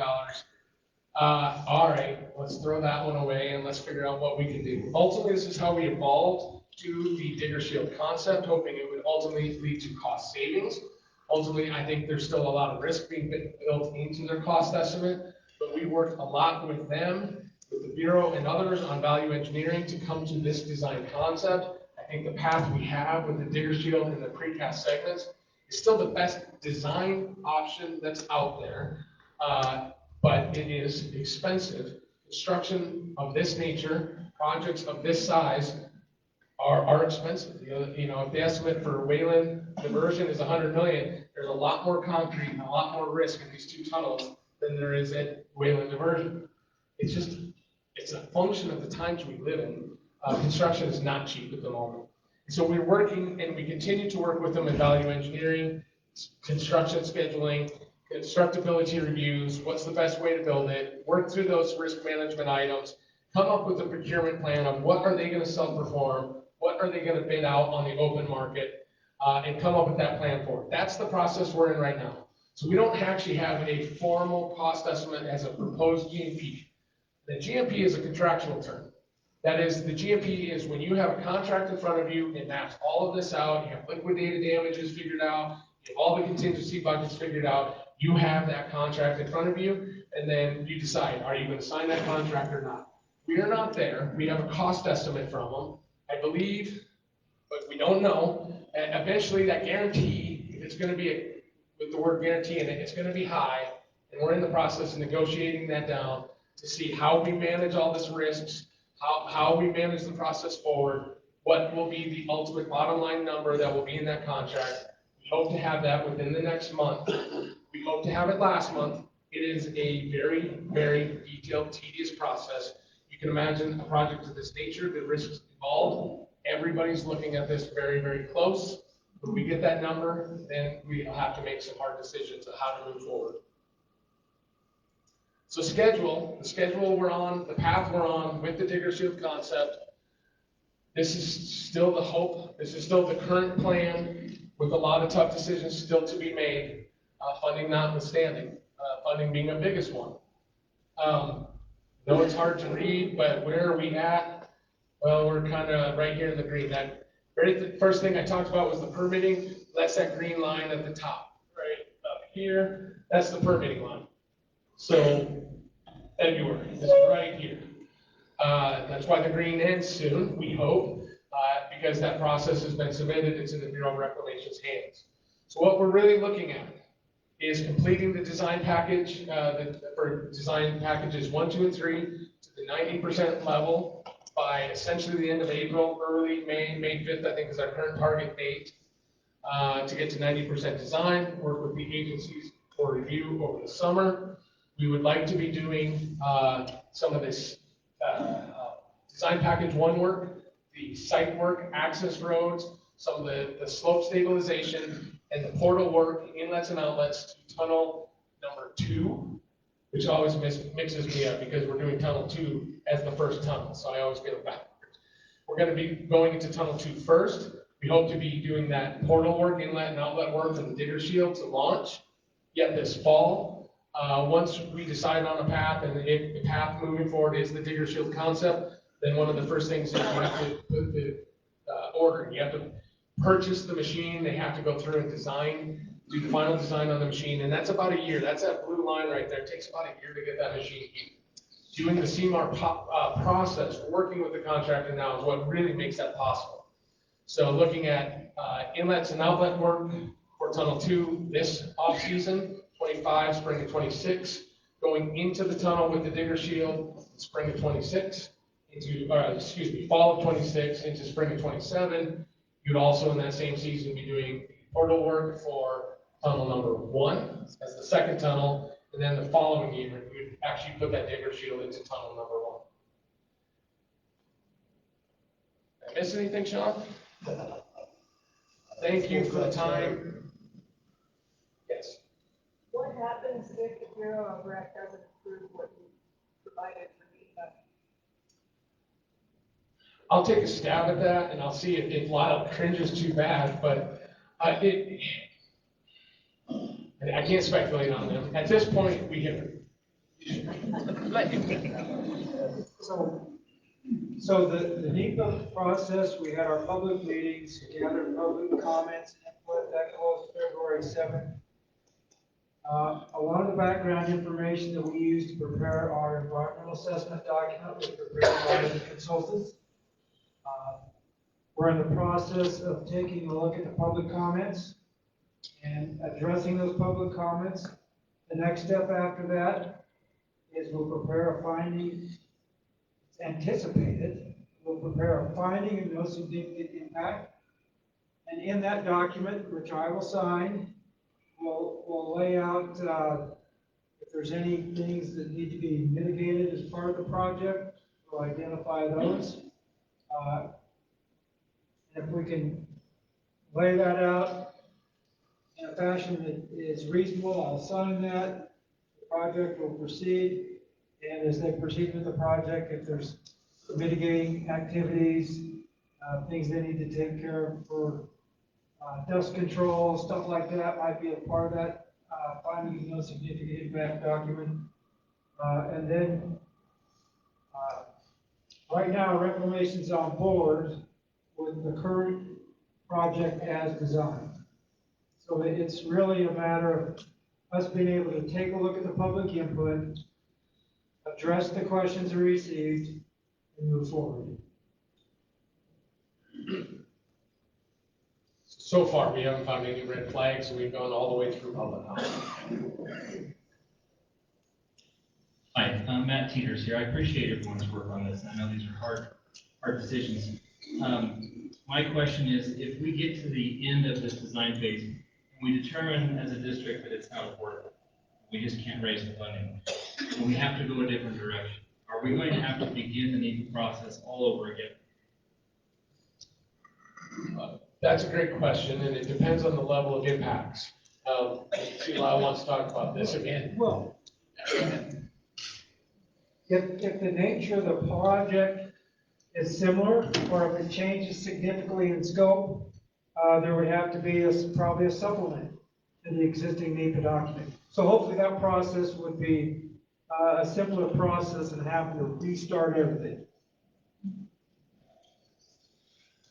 So, for example, right now we're talking about digger shield. At the end of the day, if we can't negotiate to a guaranteed maximum price with the contractor, we're still on the design bid build path. What you do is you can roll the dice and go out to the open market and see if you can get a lower bidder. That's why, that's kind of the stick you have in the negotiations with this contractor is if you don't like the answer they give you, you go out to bid. One of the options that we are trying to, I think if we ultimately, that's called the off-ramp, by the way, if we off-ramp this, went out to bid, well, we would try to leave the construction methods open as much as we could, and maybe we don't do a digger shield concept. If someone could come in and significantly cut the cost by doing what we had already proposed, sequential excavation method, that would be some supplementary information to the Bureau of Rec, because that's a construction method.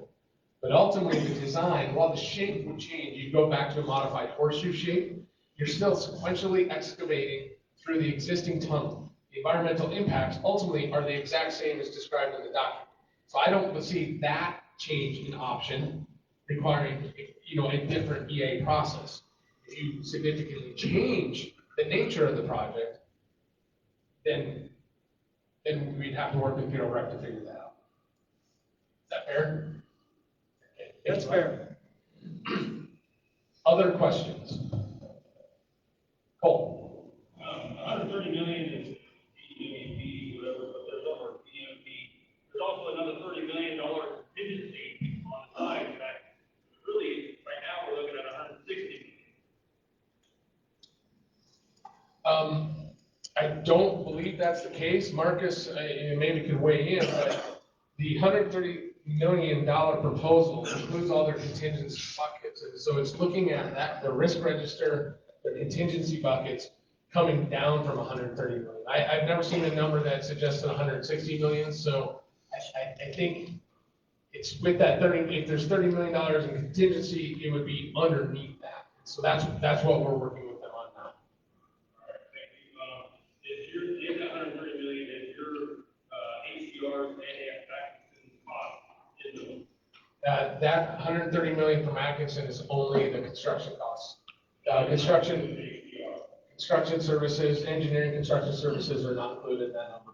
how much is your total bill going to be to it? We ultimately will have to scope that out when we get to the final construction, but we have a scope of work that has been reviewed by the board and the the Water Development Office as part of our initial proposed design package to take us through final design, and that cost estimate was about $6.5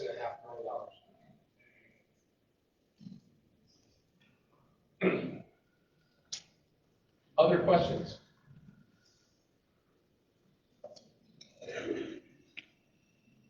What do you do with the digger machine once you're done with it? That's a You great got a question. resale value, or are we buried in all of it? Yes, that's one of the things we're talking with the CMAR right now. And one of the options we're looking at is ultimately who procures it. There's, ultimately who owns it at the end of the day. We do know there is salvage value because we found a used digger shield that's out there that has been used before. And the price, I'll get the number wrong, but the concept's there. It was 3 to 5 million, somewhere in that range for a used digger shield. So at the end of the day, there is salvage value. That is not being built into that $130 million estimate. So ultimately, that's one of the things we have to negotiate with that is if they own it or they get to sell it, I should say you, it's ultimately all of you in the room.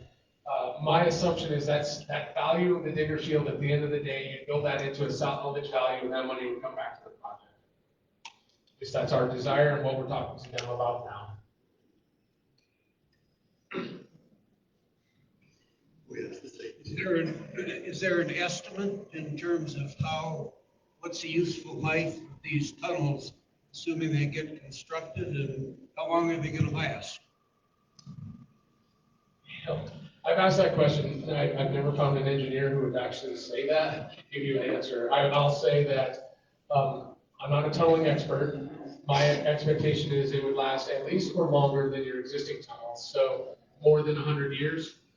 And with the segmental liners, you can pour that concrete in a very controlled setting.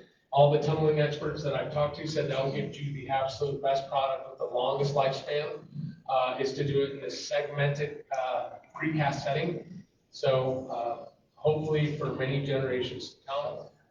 I just can't really give you an exact number because nobody will tell me an exact number. Longer than 100 years. Other questions?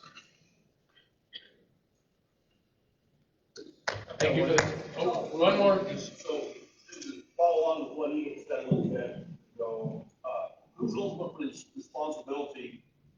Whose ultimate responsibility is it after it's completed to then inspect it over time? Because my understanding is that the existing tunnels were never inspected, even though the Bureau of Reclamation owned them. Is that true?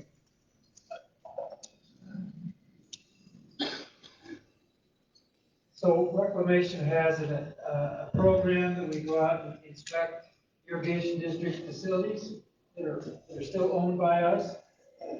It had been, the tunnel collapsed in 2019, going back through the records. It had been quite a while since we've had folks in there inspecting the tunnel. We have since increased our inspection programs and doing siphons and tunnels and other inaccessible features that you just can't drive the canal bank and take a quick look at. So it's ultimately the district's responsibility as we have a contract with the district to maintain the facility. Reclamation does periodic reviews of those facilities just to confirm that those facilities are being maintained accordingly. If there's something that's deficient, we'll write to the district and let them know, here's a deficiency, please take action to correct it. So in the future, we'll be doing a better job of getting out there and looking at the facilities. But yeah, it has been quite some time before we actually had folks in there to look at the inside condition of the tunnels. Okay, so help me understand this. So the district spends $130 million to rebuild this tunnel, but at the end of the day, the district doesn't own the tunnel. Bureau Rec still owns the tunnel. That is correct.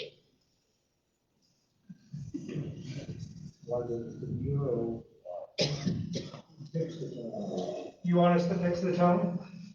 So one of the things that was done early on, okay, is Reclamation built the facilities and then turned them over to the irrigation district to operate and maintain.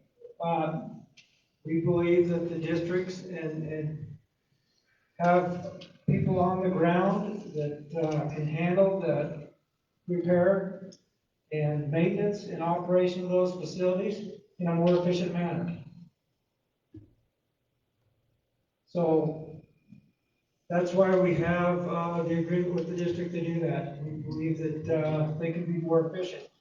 But in the end, I believe each contract has provision that if the district isn't maintaining the facility as needed, Reclamation could step in, do the maintenance, and charge the districts for those repairs.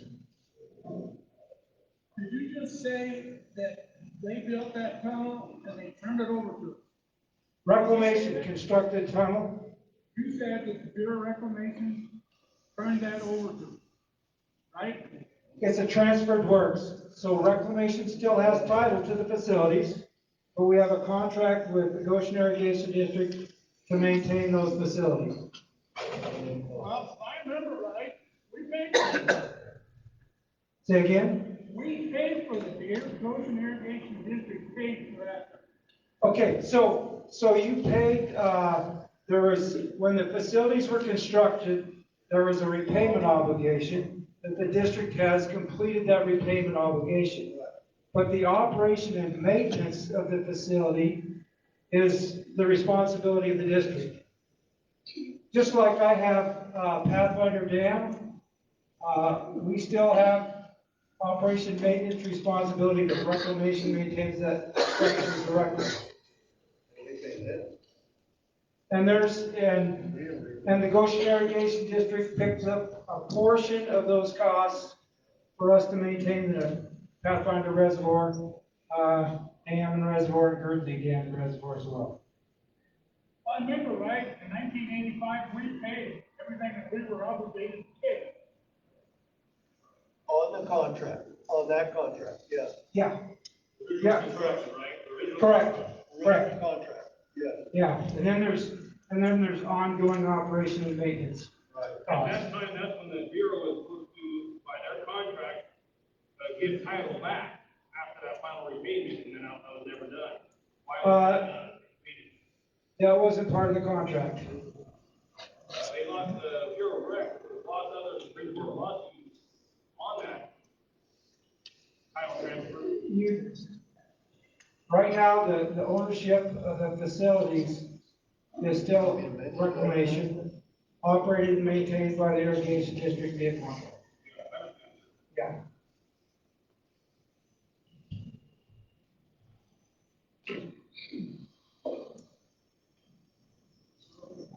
Maybe one more thing just to keep in mind as well. Kevin did a very good job talking about the funding update. In the fact that water development has been a great partner, Select Water Committee has been a great partner. Today they're looking at, they passed the second of 3 votes on the Senate floor for an additional 20 million. Talking a lot of big numbers. Remember, there are 2 partners in the room today.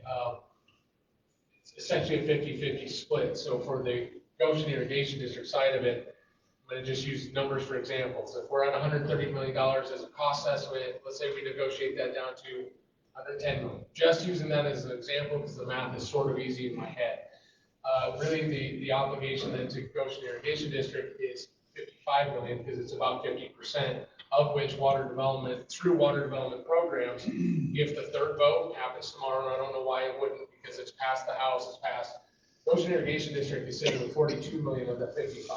So in all things, you're getting closer. This is a process. So the obligation of that say it's 110 million, really only gets down to $13 million left. I don't mean to say that flippantly. Only 13 million is still an incredible amount of money. But then the Gary Fort Laramie people are also working on their side of the state line.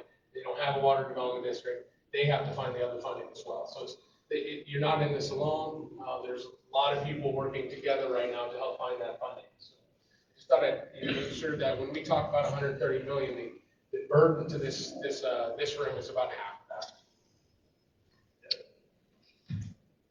Very good. Real quickly, I am a little concerned about our ability to require Gary Fort Laramie to contribute, because my understanding is that we are responsible for all of the project.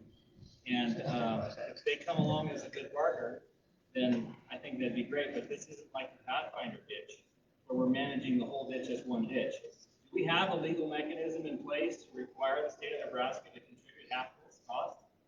Yes, yes, we have a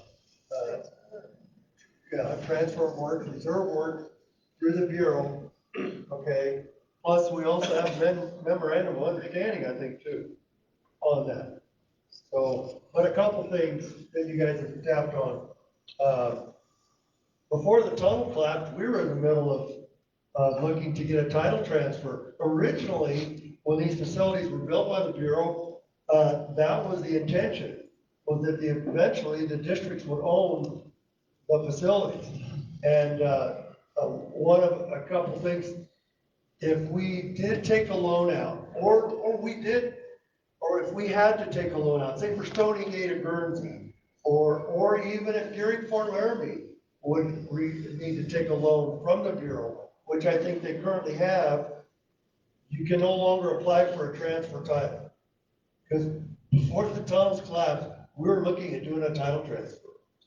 Because the owners were hot to do that, and I think it's a much better selling point down at Cheyenne if we own the facility, you know? Now, we wouldn't be regulated with the Bureau or the inspections, even though I think it's healthy, we have an annual inspection day where they go through the entire canal. The tunnels right now aren't being looked at very heavily because they've already been, but, siphons, checks, all those things. And Matt, we'd have the board and Matt would have to drive the canal. I tell you what, we got some big, you go over there to those red cuts, they're a mess. In between Veteran and Yoder, they have flattened out immensely. I mean, you start talking about projects and that's all dirt work, and it's in a canyon. But, that's just an example. We haven't been able to see the red cuts for a while because the erosion has gotten so bad that the road along the canal, we basically have to completely grade a new road. So there's a lot of issues, you know, in the entire system. That's all dirt, no concrete whatsoever. But, you can see how valuable or how important it is, the relationship that we have with the engineers, the Bureau of Water Development and legislators, if not ever before, at least in this meeting. And that's why it's so important. For example, these studies, everything that we have to do, all those boxes you have to check to get to construction, and blessings that you have to have from different agencies before we can move forward. So, this is, Corey's been outstanding to work with, so is Marcus. It's a good company. Atkins is a good company. We have a lot of confidence in these guys, and we're hoping that we're getting something actually done on the ground this fall. That, one other thing, when we're talking the money, Drink for Every's money is time sensitive. Theirs has to be used up, by the end of 26. So what we're doing is a lot of this funding early, we're gonna use their money because it's gotta get used up. Theirs is time sensitive. Ours isn't, theirs is. So, question in the back?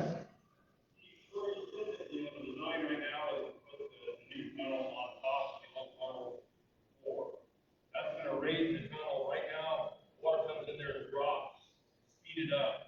How much is that gonna slow our water down, which also is gonna then make our tunnel won't hold as much, because that water's not going as fast. That's hydro, you sure? Oh, that's exactly right. That's a great question, Cole. That's one of the things we've looked at extensively. And it is one of the reasons we picked, it is a driving force on the basis of design for the tunnel diameter. It does drop down, so it will raise it, a foot and a half, 18 inches, I think, whatever that thickness is.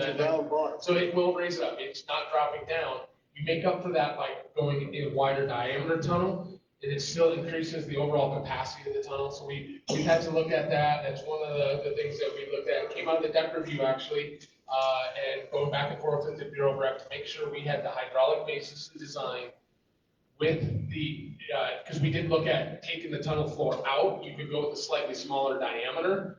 Ultimately, it pencils out to be more valuable because the construction risk of doing that is that machine's harder to control and not dip down, right? The construction company likes it a lot better if they can keep it on the concrete, and it's ultimately cheaper to just go another foot in diameter on the total tunnel. The 17-footer is actually considered the CFS power plant that we lost out of the Larry River that the power plant took from us. And then right now, the power plant is scheduled to shut down in 2035. There's other people that are trying to get that water. This one was designed to get that water back. I didn't, power plant? Yeah. I'm not sure about that. I couldn't hear you very well. Power plant about, what is that, 200? Was that about 200 CFS? So right now with the 17-foot, it is really designed to meet your water rate. It exceeds the capacity of the canal. So the tunnels would no longer be your constriction point. The canal itself is.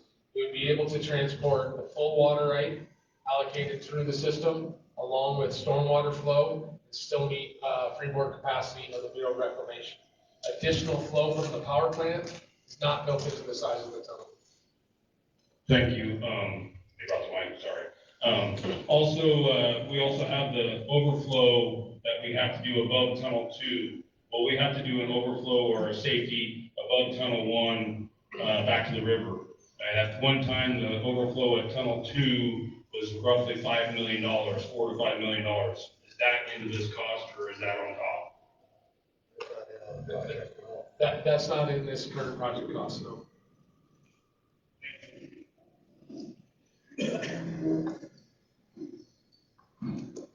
Any other questions? Back to Sean. Thank you, Corey. Thank you, Miles. Oh, there's a couple more questions. All right. Yeah, I was just trying to get a little clarification. You started to talk about title transfer.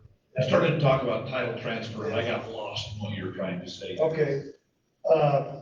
Originally, when these projects were built by the Bureau, in the long term, once the contract was paid off, which GID did, the contract of the original contract, then it was intended, from what we've understand, that the title of these canals, irrigation system, go back to the district. We were gonna file on that. In fact, we're starting to work on doing a title transfer so that we owned it. It wasn't a Bureau-owned facility. They would manage the water, everything upstream, everything from Wayland on is our baby, period. But we can't, once the tunnels collapse, or if during Fort Laramie, our partner, either of us ever have to take a loan out, for example, the XM loan, which is kind of our safety net for the tunnels. If we take anything out of that, then you can't file for a transfer of title. So that's been put on hold indefinitely unless there's any policy change that, and I stand corrected, Lyle, if I'm wrong. But I think originally that's what was the intent.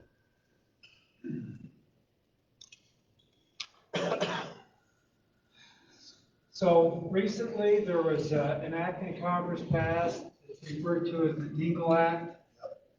Prior to that, the district wanted to take transfer of the federal facilities. They would have to have congressional delegation, submit legislation that directed reclamation to transfer the title to an irrigation district. Under the Deagle Act,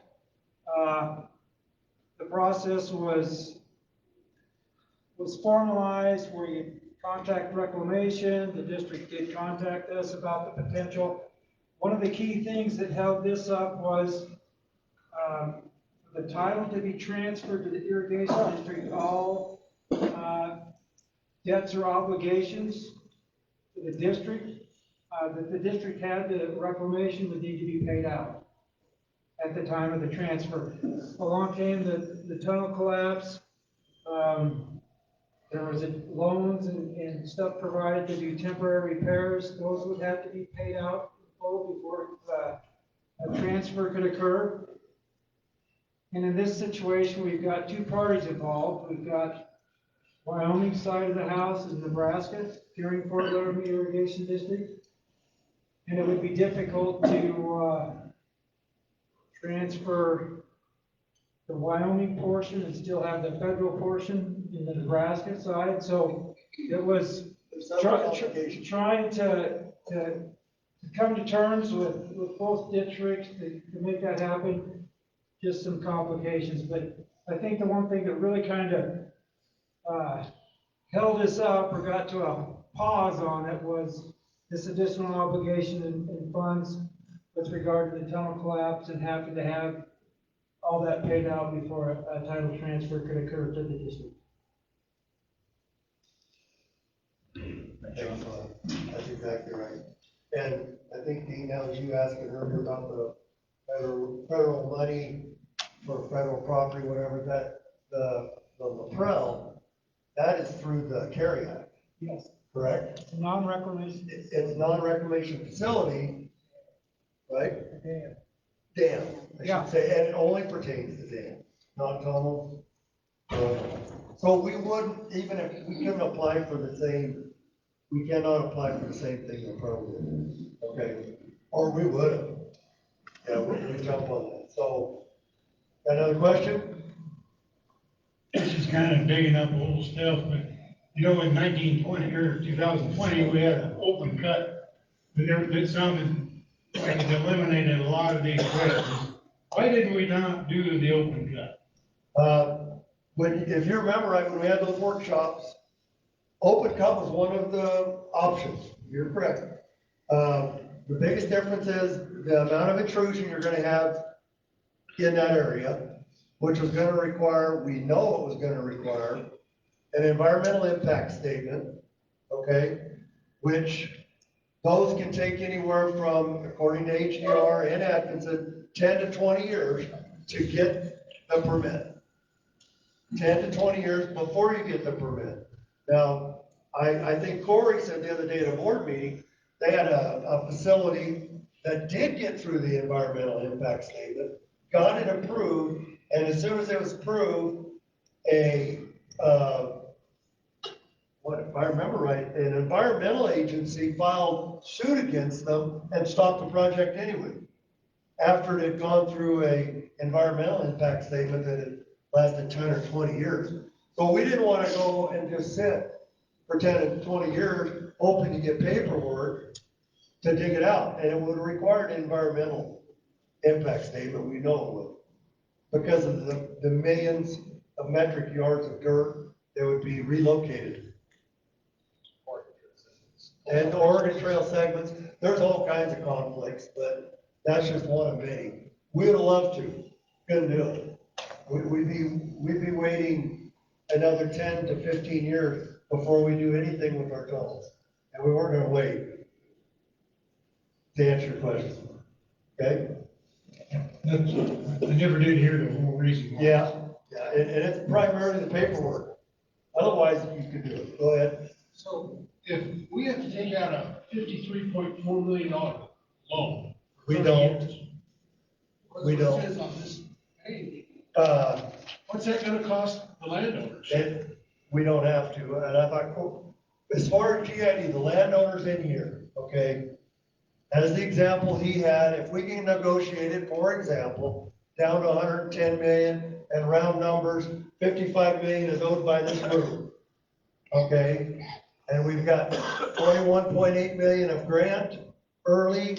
Hopefully we'll have another 20 million of grant by tomorrow night at this time. That will get our obligation to around 10. Ballpark, 9, 10, 11, somewhere in there. And then we go out and we start try to get more. But that is not how the math works. I'd like to say something on that. When Kevin talked about the $53 million, that was the loan we put in with Geary and Fort Laramie together. So that was, we're Right. only obligated. That's a We joint can only loan. use half of that. Yes. That isn't ours. That isn't just ours. That's Geary and Fort. That's to try to, the reason we have to do that, before you can go to construction, you have to show that you are fully funded. If you're not fully funded, you're at stop. Yeah. And Brad Anderson from Anderson Consulting, our old engineering company, he said, whatever you do, Sean, don't let the money stop it. Stay out of it, try to stay out of ahead of it. Do all you can to get the money out of it. So to secure enough money for a funded project, you take out a loan from the Bureau that hopefully we never use. But you gotta be able to prove that you have the funding. Okay? I can't guarantee you we wouldn't have this.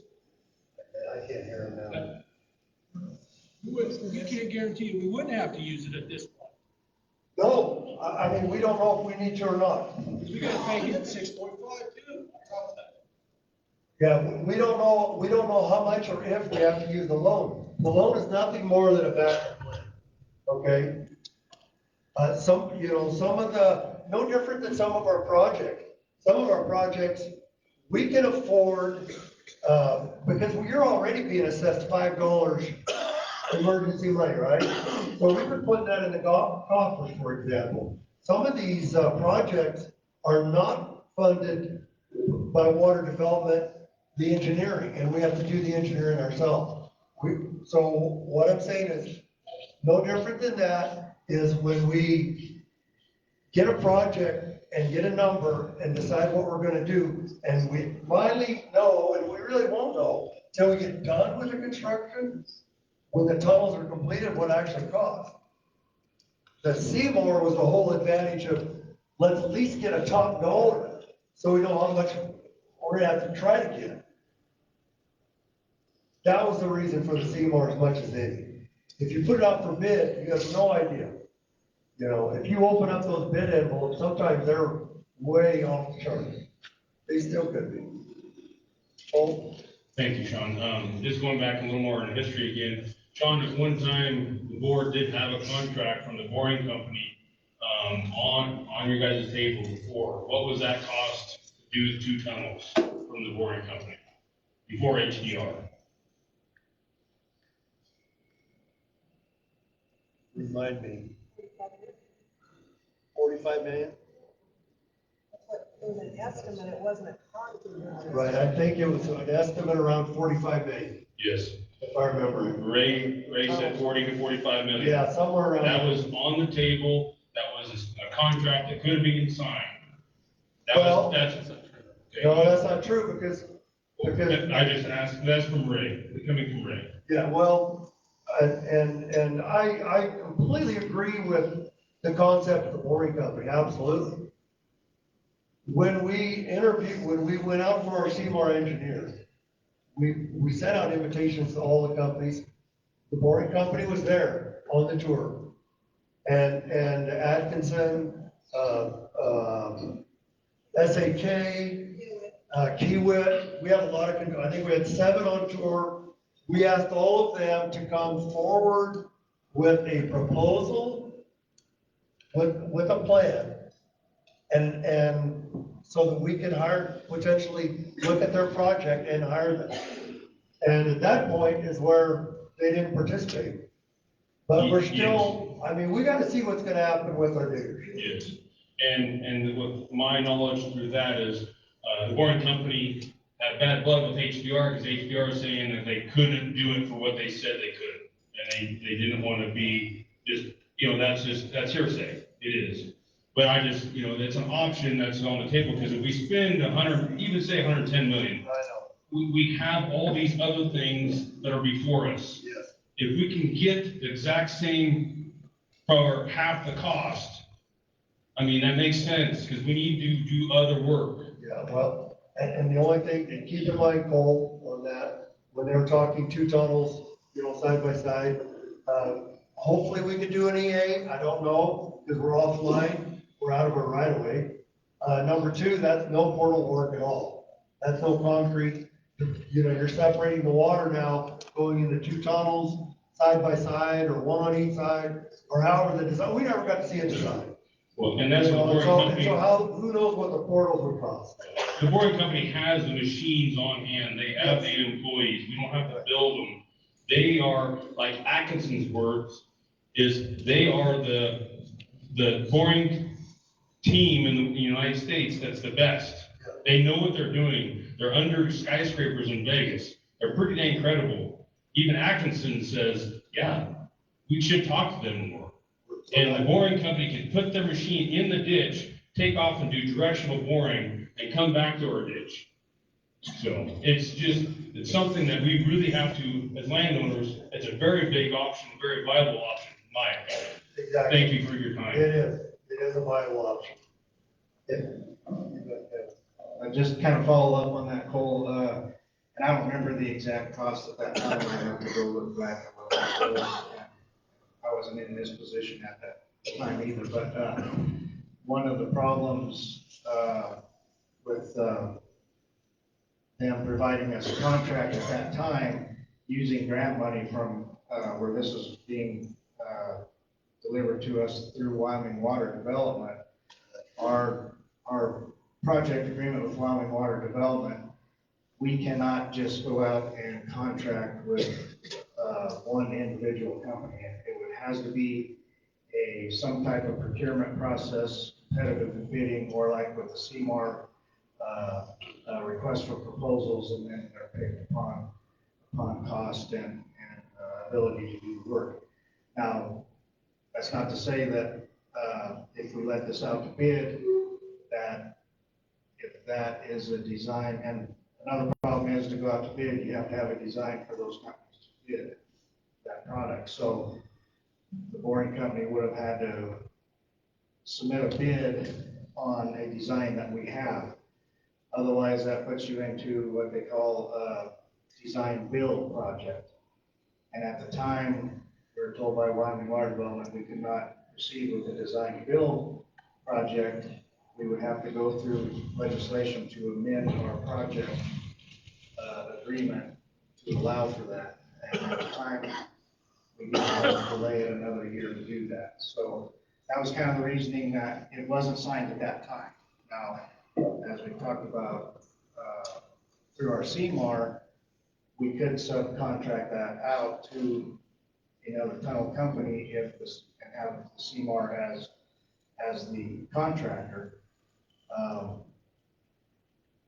and not have to bid another tunneling project out. So it could be possible, but the method is going to be different, and how that affects our need and all that, we don't know. But it should, I agree, the way this is looking to be so expensive, we do need to be looking at other alternatives. Maybe something else. But that's why we couldn't just take that contract on at that time. Any other questions? Hopefully we didn't leave you completely lost, Steve. We're neighbors, you're still lost. Oh, okay. All right, no more questions. I guess I need a report from the election judges, please. Randy and Fred. Fred, District 2.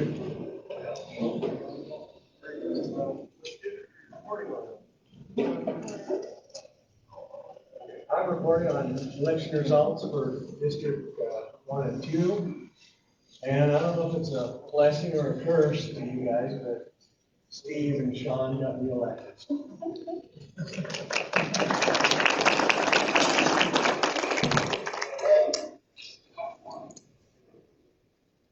Thanks, Fred. All right, door prizes, 50-50 raffle.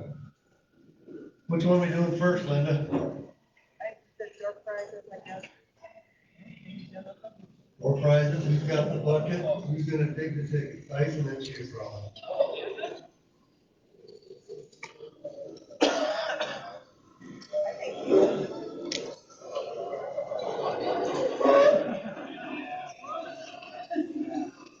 This is the only reason Dennis Vanetta came to the meeting, so he should be good.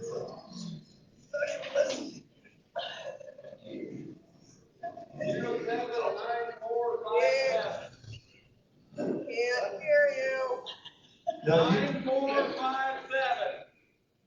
9457. Tim Eisenborg, he was gonna donate that back to the president. Sure he was. It's good. Is it really? Boy, Eisenborg, I tell you. Well, congratulations, Tim, you got some of the money. All right, now we're doing door prizes. No, there's one more. Oh, another 50-50? Come on, you were close. 9432. Oh, I got 3-4. Oh my gosh. I got 4-3-4. Somebody right in front of me. Your wife. My wife, okay, at least it's going home. That's good.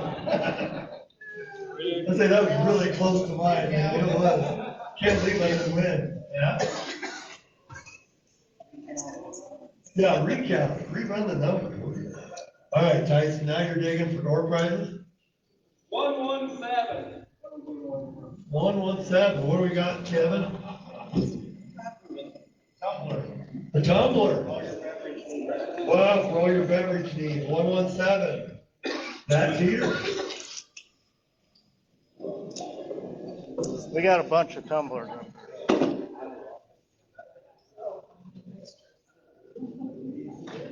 What's your next number down there? We'll let you pull it. There you go.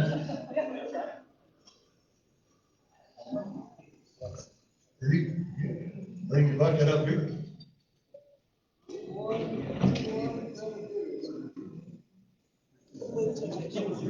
Blue ticket. 172. 172 blue ticket.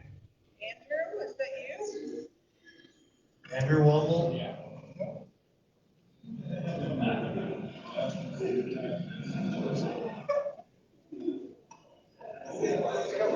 Oh, you're gonna bring the bucket up. Good, very good. It does. It does scream and clear across the room. All right. See if I can get my own. No, I didn't. 139 blue ticket. Blue ticket. 139 blue. Ah, no way. Redraw. Yeah, I would. Any more door prizes? 3 more. All right. Got a drill bit set on the line. Blue ticket. 122. For drill bit, there you suppose you use them?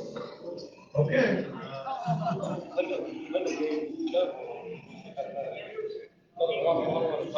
You still got another water bottle? Water bottle and a tumbler. All right.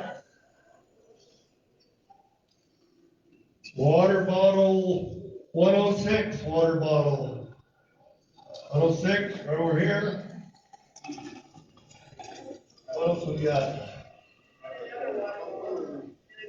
Tumbler and or drill bits? Your other hand. Flex work kit, okay. The tumbler is 152. 152 blue. And the torque kit is 123 blue. Man, I just drew 122, didn't I? You need to shake those up better. I'm drawing out of the same spot. Nobody claimed 123? 123 blue, Dennis? Vanetta? Really? You haven't called it yet. Read your number again. Okay, 162. Dennis and I are both getting spelled. 162? All the winners left? Back here? Okay, we got a winner. Clear to that. One more water bottle. Greg? Oh, I got 2 tickets. For Linda's water bottle, it is 142. Man, I'm getting old. 142. Find them? Oh yeah, there you go. For the big glass one. For the big glass what? Glass. Oh, the grand prize, you're saying. All right, the big one, the grand prize, which is what, OneGuard's gift card? Yes, $50 gift card, 171. They left? Oh. Well, we got a winner. All right. Is that all of our, oh yeah. Is that all of our goodies to give out? Well, I thank all you landowners for coming. And I will adjourn the meeting. Thank you.